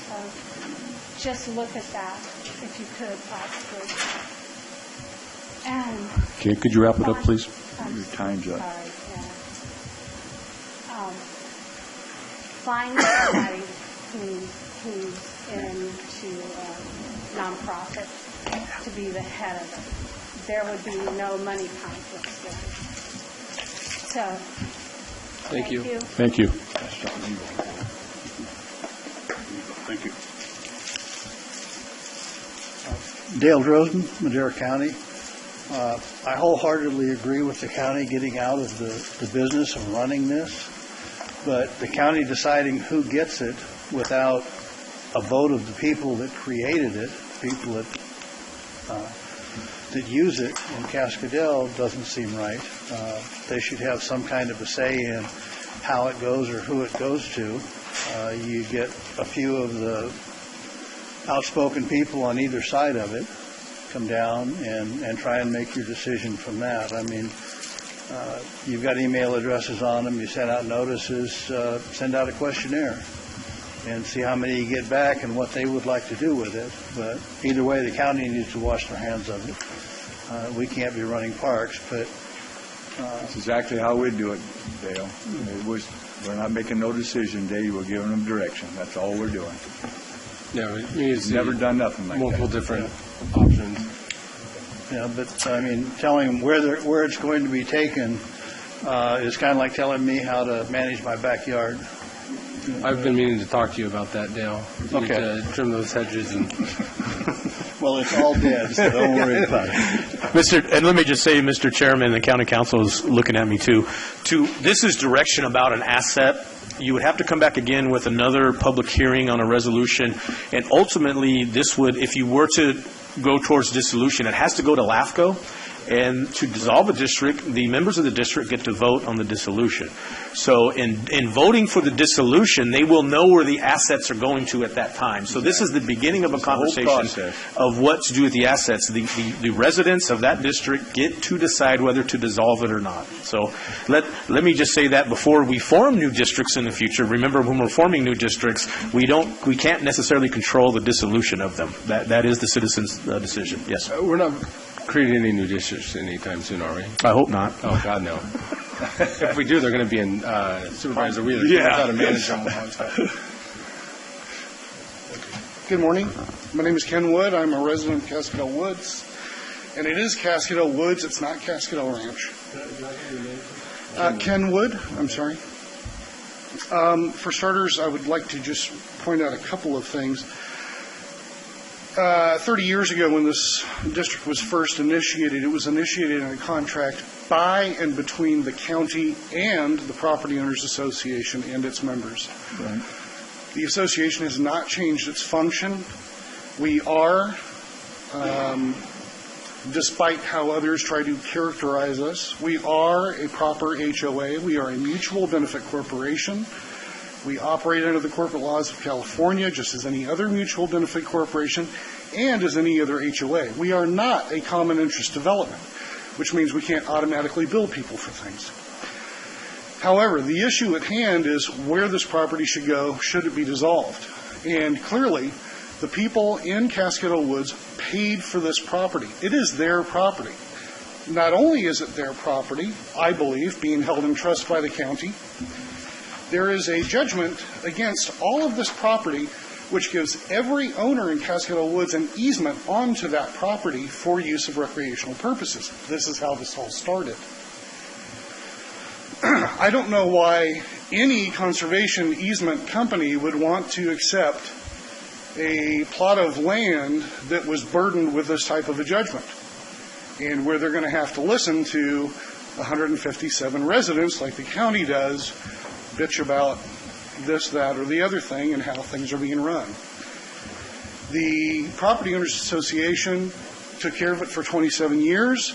As was previously stated, we had no issues, or at least very minimal issues, given the state of things today.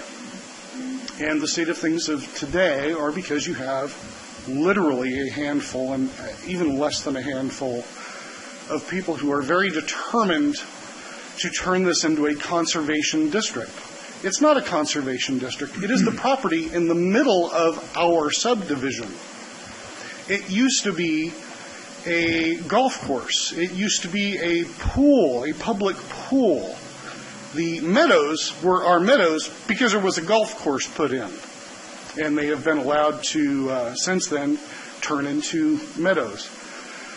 We have a man-made pond. This is not something that the Sierra Conservancy or any other conservancy is probably going to be interested in.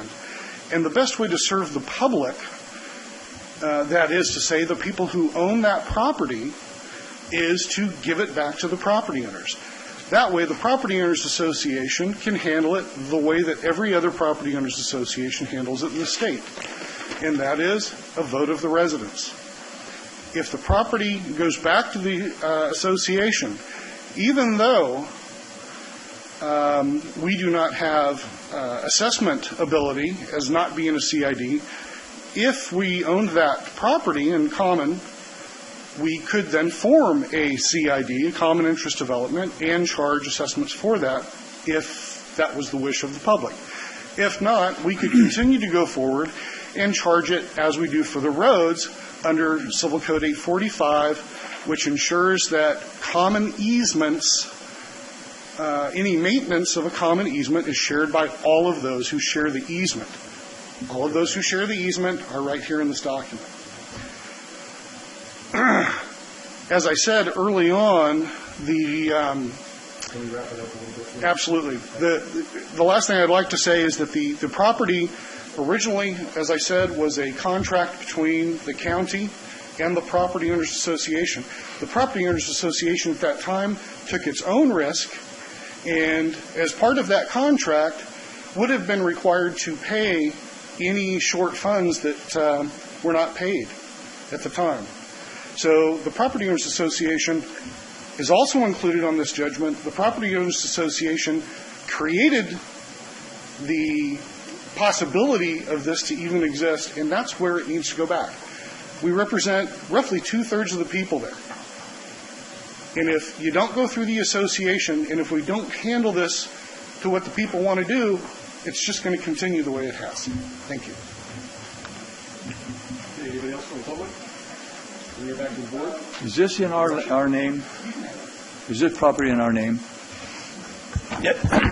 That is correct. It is in the I do believe the title is in the name of Madera County. They gave it up when they decided to do what they did. So let me explain this. No different than any other special district property is listed as Madera County because you are the board of directors for this property. So the way I understand it was the property was purchased by the county, and then when the district was created, the county was reimbursed for the cost of acquiring that property. So this is no different than a well or a drainage basin or something. It is property that is technically county property, but held in trust by the board for that district. Phil, did I say that wrong? Sorry. Right. the county did purchase the property on their behalf, and the assessment fee that was established was to reimburse the county for that purchase of the property. And they relinquished their rights when they gave it to us. No, I don't. I think it went the other way. The county purchased it, and then they paid off the county, which gave them control. The special district, it's a special district asset. Let me answer your question more directly. Okay. It is a special district asset, not a county asset. Believe me, Eric Fleming and I had that conversation. I really didn't want it to be a special district. I tried hard, Tom. I looked. And Eric knows I did. Yeah, it is not a county asset. It is a special district asset. I wish it wasn't otherwise. I just wanted to kind of comment on some of the things I heard from both sides. There's, I think, at least 4 of us that have no idea about the characterization of the POA or the other groups. We've never heard one way or the other. This is going to come down to a business decision, what's best for the overall, looking at it through, very unbiased eyes. So, these characterizations going back and forth, I've never heard about them, so when this decision comes down, it will be a very unbiased one, I believe. Just wanted to point that out. Well, I'd like to give, staff direction to look at that and see if it's possible to do the conservation easement, and the outside group, whether it's Course Code or Resource Conservation, there's other ones that can do it, and run that for these people so that they can still have full use of it. It's their property, and it's taken care of. Never have to worry about these, whether somebody else moves in there and is a complete a-hole and wants to fight them and do all that, it all goes away. I hear you loud and clear. If it's the will of the board from Supervisor Wheeler's direction that we would go and look at the options of other governmental organizations that could oversee this and come back and report to the board. Yeah, the options. Have multiple ways, either what it would look like with a dissolution and then it going to another agency, a dissolution going to the POA, a dissolution, or not a dissolution, we still keep it in the CSA, but then contracting it out to another entity. Is that kind of? Well, we could do something like that, but if they have any kind of say on the thing, they'll probably run them off. So. And I think what Supervisor Frazier means is so we can report back to the board what those options might look like. Yeah, what all the options are. Okay. I was giving multiple options to see what's best for the community. Yeah, for the community, and get some input from the community. I think that's. I just want to, I'm really, happy that we're trying to fix this issue. Ever since I've been on the board, this has been one of the letters that letters that the whole board, because it's up for 4 years now. So issues up there, and I'm happy that you guys are addressing it, and let's get it behind us, and look forward to listening to your options, and have the next one. Thank you, guys. Thank you. Thank you. Thank you for coming down, everybody. Thank you, everybody from Cascaded Woods. I really appreciate you. Cascadel. Thank you. Let's take 5 minutes and then come out that. Put on gasoline on the fire.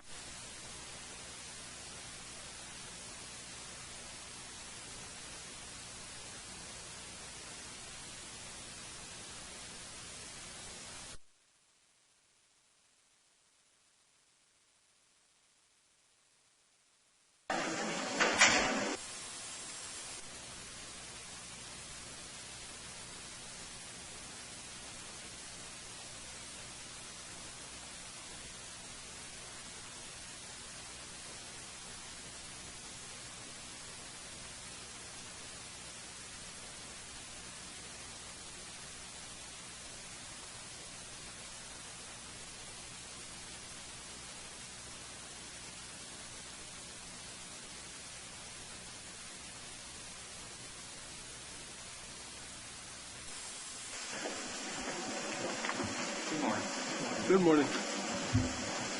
What do you want, boy? Are you from Cascadel Woods? I represent Cascadel. No, I don't. You did it one time. Long time.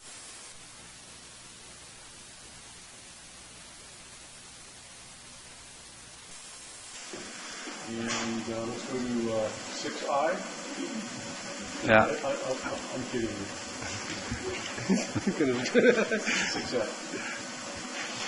6F. 6F. County County Administration Department, Human Resources Operations Division. Amendment to Classification Plan, Supervising District Attorney, Criminal Investigator, and Employee Reallocation.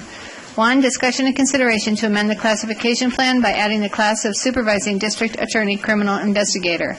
2, discussion and consideration of approval to set the salary for Supervising District Attorney, Criminal Investigator at range 301, $6,138 to $7,461 per month, $73,660 to $89,534 annually, $35.41 to $43.04 per hour. 3, discussion and direction to designate the Supervising District Attorney Criminal Investigator class as overtime eligible pursuant to the Fair Labor Standards Act. 4, discussion and direction to allocate the Supervising District Attorney Criminal Investigator class to the Peace Officer Unit for bargaining purposes. 5, discussion and direction to Human Resources Operations Division of County Administration to amend the position allocation within the District Attorney's Office as follows. A, add 1 full-time employee position and designate the allocation to the newly established class of Supervising District Attorney Criminal Investigator, funded effective January 1, 2017.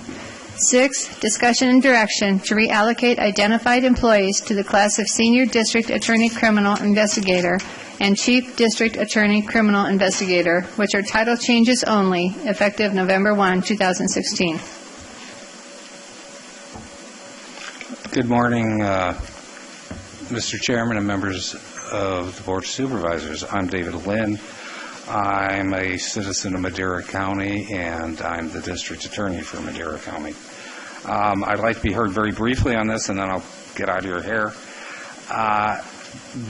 During the past 3 years, we've been using our investigators for many other jobs than they had previously served. For example, I'm going to be meeting today, hopefully, with some of the board members in the CAO about the possibility of using my investigators for security for my office, eliminating the cost of possibly new construction and possibly to rent a guy in a white shirt situation. Secondly, on election night, we will be providing security for Election Central down here, and my investigators will be on call to assist at any polling place should any issues arise. We're certainly hopeful that nothing will happen, but those are the types of things we're expanding our reach to. And I'm sure, as the board is aware, 2.5 years ago we opened the Mountain Unit, which is fully staffed by a deputy investigator, and we're going to continue that program and hopefully enhance it. With that, I'm available for any questions. This is reflected in our budget and is part of the budget which we submitted. Any questions from the board? No, it looks good. Getting any questions from the public? Arranged. Bring it back to the board. Move to approve. Second. Okay, I have a first from Brett, and second from Max. Thank you, John. Adrian? Call for the vote. Supervisor Frazier? Yes. Supervisor Rodriguez? Yes. Supervisor Wheeler? Yes. Supervisor Rogers? Yes. Supervisor Farinelli? Yes. Vote passes 5-0. Thank you, guys. Thank you. And girls. Way to go, John.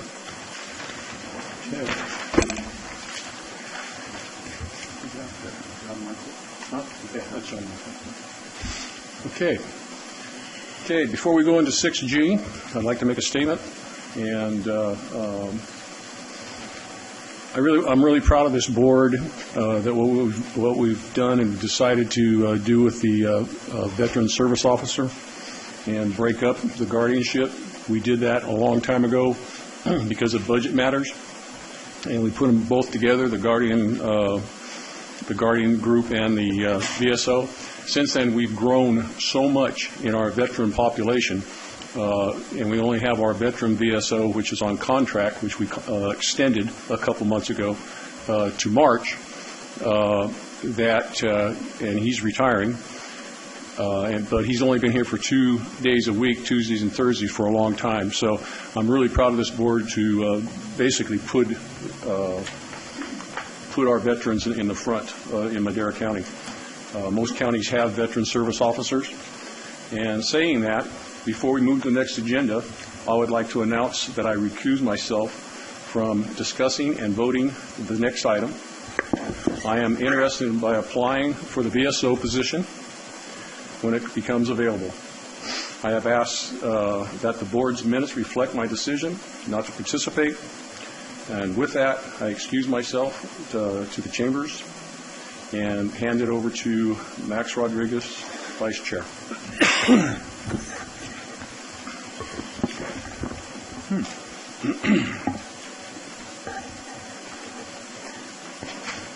Chairman Pro Tem, would you like me to read it into the record? Please. 6G, County Administration Department, Human Resources Operations Division.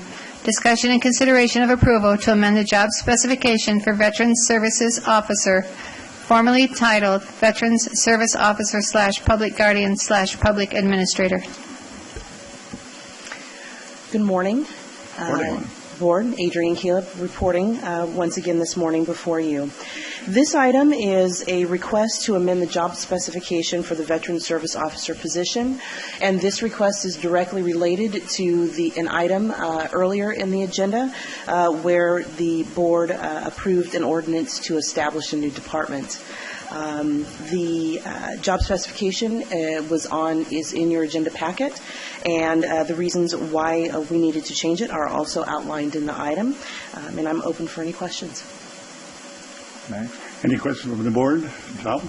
Yeah, I wanted to thank you, Adrian. Our veterans are the most important thing we have in this county, and this position is so important that we can keep helping them on as good or better than we have with contracting out of Fresno County. I'd rather have our own people here, and that's the reason we as a board decided to do this. So thank you, board members, and thank you, Adrian, for getting this worked up for us, for our veterans.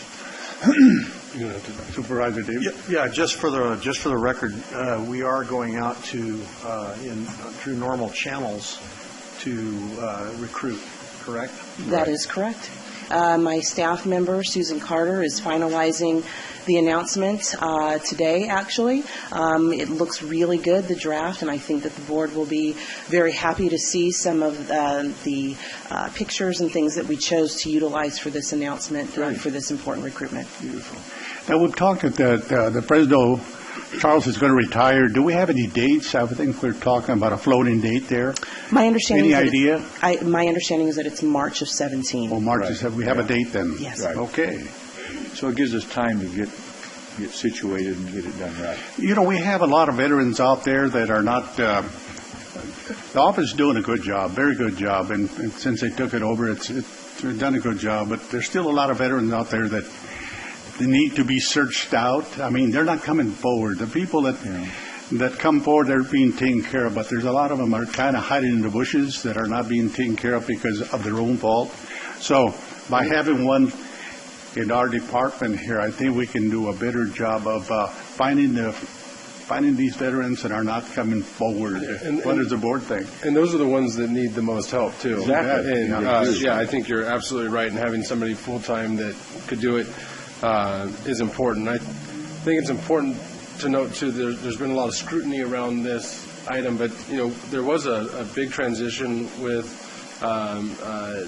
Charles leaving. Well, we had, so a little history. We had a big transition like that when we decided to do it the way we did. We had to run it pretty decently, and then we had some people that thought they had their pockets. Mm-hmm. So we changed all this. So this is bringing it back to what we should be doing it. And thank you for bringing that up like that, Brett. Right. Yeah. And everyone thinks that there's some. Oh, I thought that was Rick. Yeah.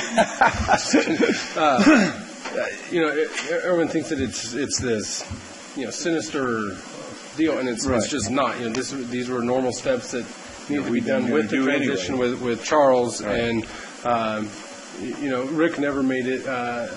he always made it very clear that he was interested in it, and so a lot of people assumed that there was some crazy backroom deals going on, and this is going to be as open and transparent. There's going to be a full recruitment, everything to it, and I hope that this puts all of that to bed. There has never been anything. It went through all the proper channels, and we are where we're at today. And we would have been doing the same thing, and I was always fully confident in the process and where it was going. So thank you to you, Adrian, and Regina and Eric for always doing it the right way. Thank you. And that was our intent from the day one when we contract with Fresno to do this, bring it back, right? Max and Dave. This is nothing that's been just thinking. We've been going to do this from day one once we got our feet underneath us. Right. Thank you guys for explaining what we're trying to do and do it correctly. Do we have anybody else who wants to do that? I wanted to say part of the reason why we haven't done it sooner was that Charles was really doing a great job, and his retirement kind of expedited this necessity. So, very good. Well, let's take it out to the public. Any comments from the public? Apparently not. Let's bring it back. I move we approve item G. Second. We have a second.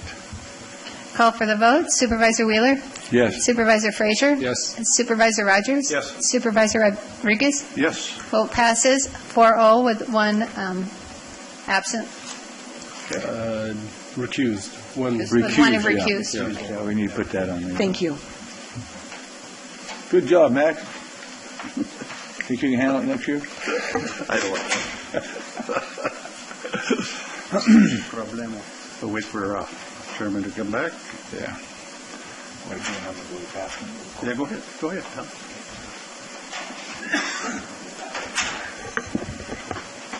Okay. Can we break? No, just that. Hold on. Okay, where are we at? H, right? That's it? 6H. H is the last one. Yeah. Do you want to keep on going? Well, yeah. Or you want to? Closed session after. Yeah, okay. Sounds Yeah, good. we definitely do H. Okay, we'll wait till Tom wants to hear every word you guys have to say. David Rogers, do you have anything to say? Nope. He rang in, Max couldn't see Done that it. over there. Done it, did it? Done it.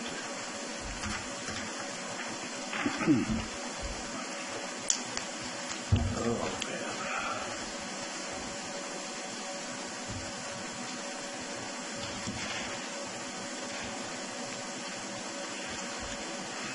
$1,000 a day.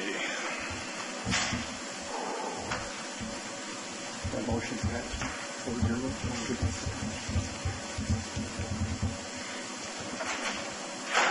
Thank you, sir. Thank you, sir. Okay, 6H, please read in. 6H, Public Works Department, Capital Improvement Projects Division. Establishment of revised speed limit on Road 417, just east of State Route 41.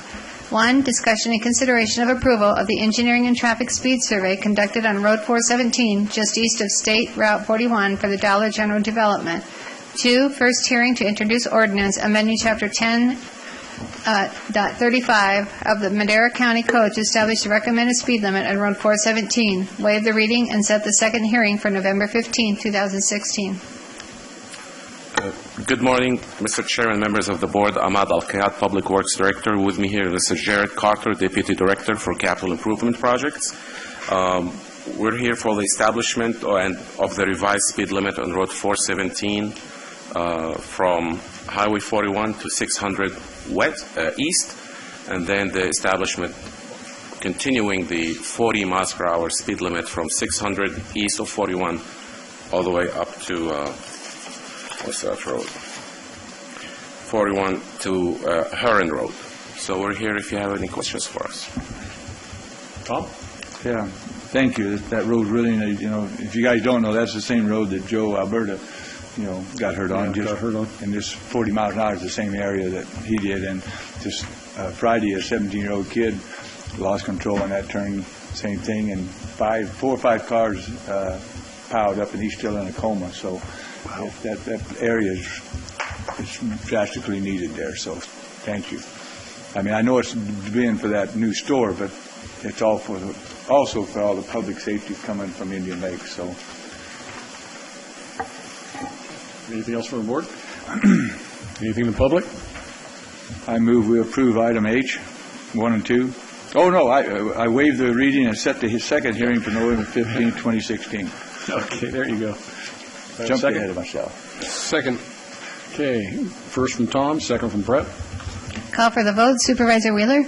Yes. Supervisor Frazier? Yes. Supervisor Rogers? Yes. Supervisor Rodriguez? Yes. Supervisor Farnelli? Yes. Vote passes Thank you. 5-0. Hey, did you unplug that culvert the other day, or did somebody else? We did, actually. It was plugged again. He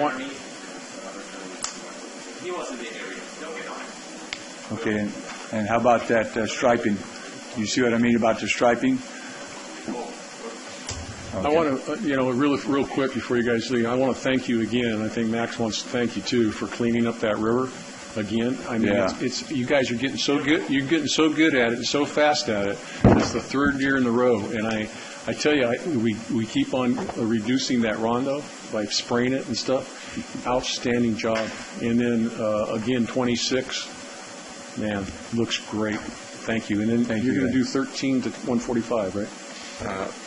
Correct. We did Avenue 13 and also Road 26. Okay, thank you. Thank you. Okay, do we have any pending legislation? Max wanted to say Is something. he talking Okay, about just a minute. the Fresno River? Yes, Well, Supervisor. I went through there and I see where it's cleaned up to the west of 99, but then you go into the east part of 99 and it's some. We're not done yet. Oh, you're in the Keep going. process. We have, I believe, 3 more days. I'll tell you what, you did a good job on the other side. Yes. And if you do the same over here, people will really appreciate it. Not the homeless, of course, but. Absolutely. Thank you. Okay, can't Over can't the do that. agenda. Thank you. Thank you. Oh, we got scolded. Matt, was that people from the store? Oh, I was wondering who they were. I'm surprised they didn't want to say anything. Anything we did do to the public? Okay. Anything pending legislation? Have nothing? Supervisory reports? Anybody have a supervisory report? Real quick? Yeah. I've got for the San Joaquin River Conservancy, we finished a project, the FINS project.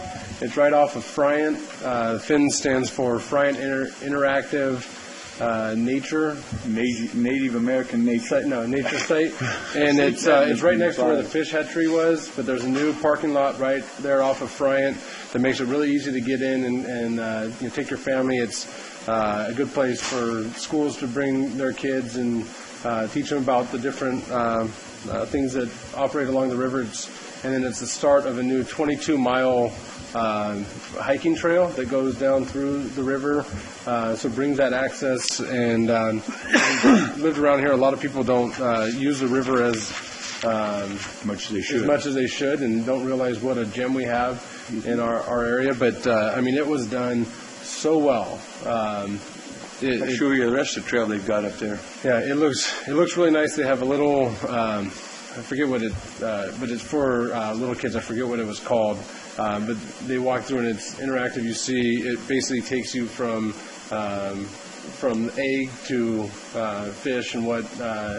It's just a really neat deal to go out to. But it's very well attended. I spoke at it, and there was actually the director of Fish and Wildlife was there. Had to and got to talk to him. So it's pretty neat. And then for I just wanted to thank all the members of the county, or all the staff that came out to the Heart Walk 2 weekends ago. Rhonda was there, Eric was there, Ahmad brought his family, and Jamie and Alvina, and so there were a bunch of them. Saw a lot of people, Gary Savanda, and a lot of members of his staff. Jay Varney was out there walking in full gear.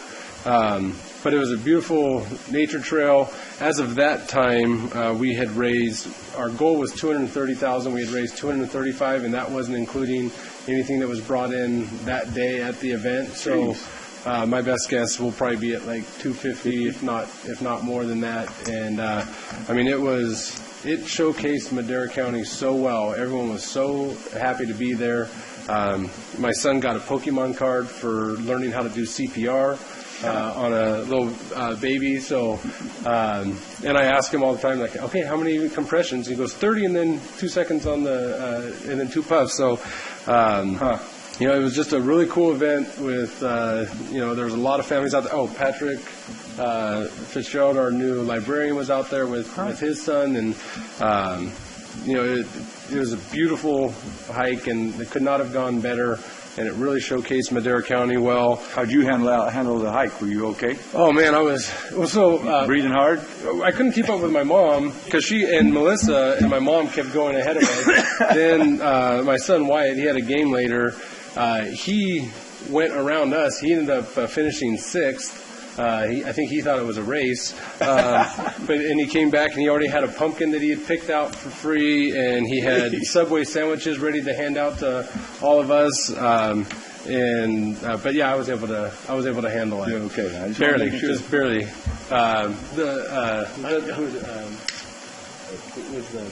Who's the guy in Norm's shop? I forget, but he had his son with him. His son didn't want to walk anymore, so he was Fu. Yeah, Fu had his son. His son was pretty big.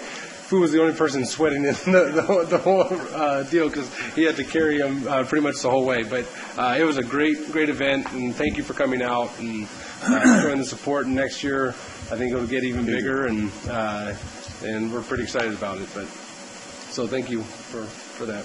Steve, you think? Nothing to report. Well, went to the LAFCO conference last week, got sick the first 2 days and puked all over, and went to a couple of workshops after that and come home Friday. And puke some more, huh? Yep. How exciting. Thank you. Am I supposed to? I'm supposed to report that I attended the JPA. I think for the GSAs. GSAs. Yeah. Yes. Okay, we'll come back at 1:30. Sound good? And then, or do you want to make it 1? I don't care. 1:30. 1:30. We'll make it 1:30, and then we'll come back to closed session. All right.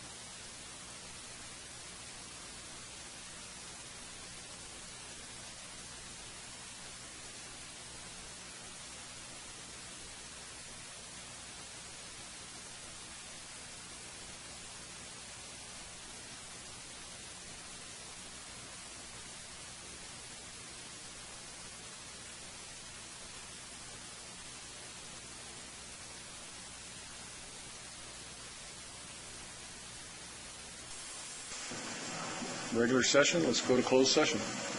Okay, boss. Okay.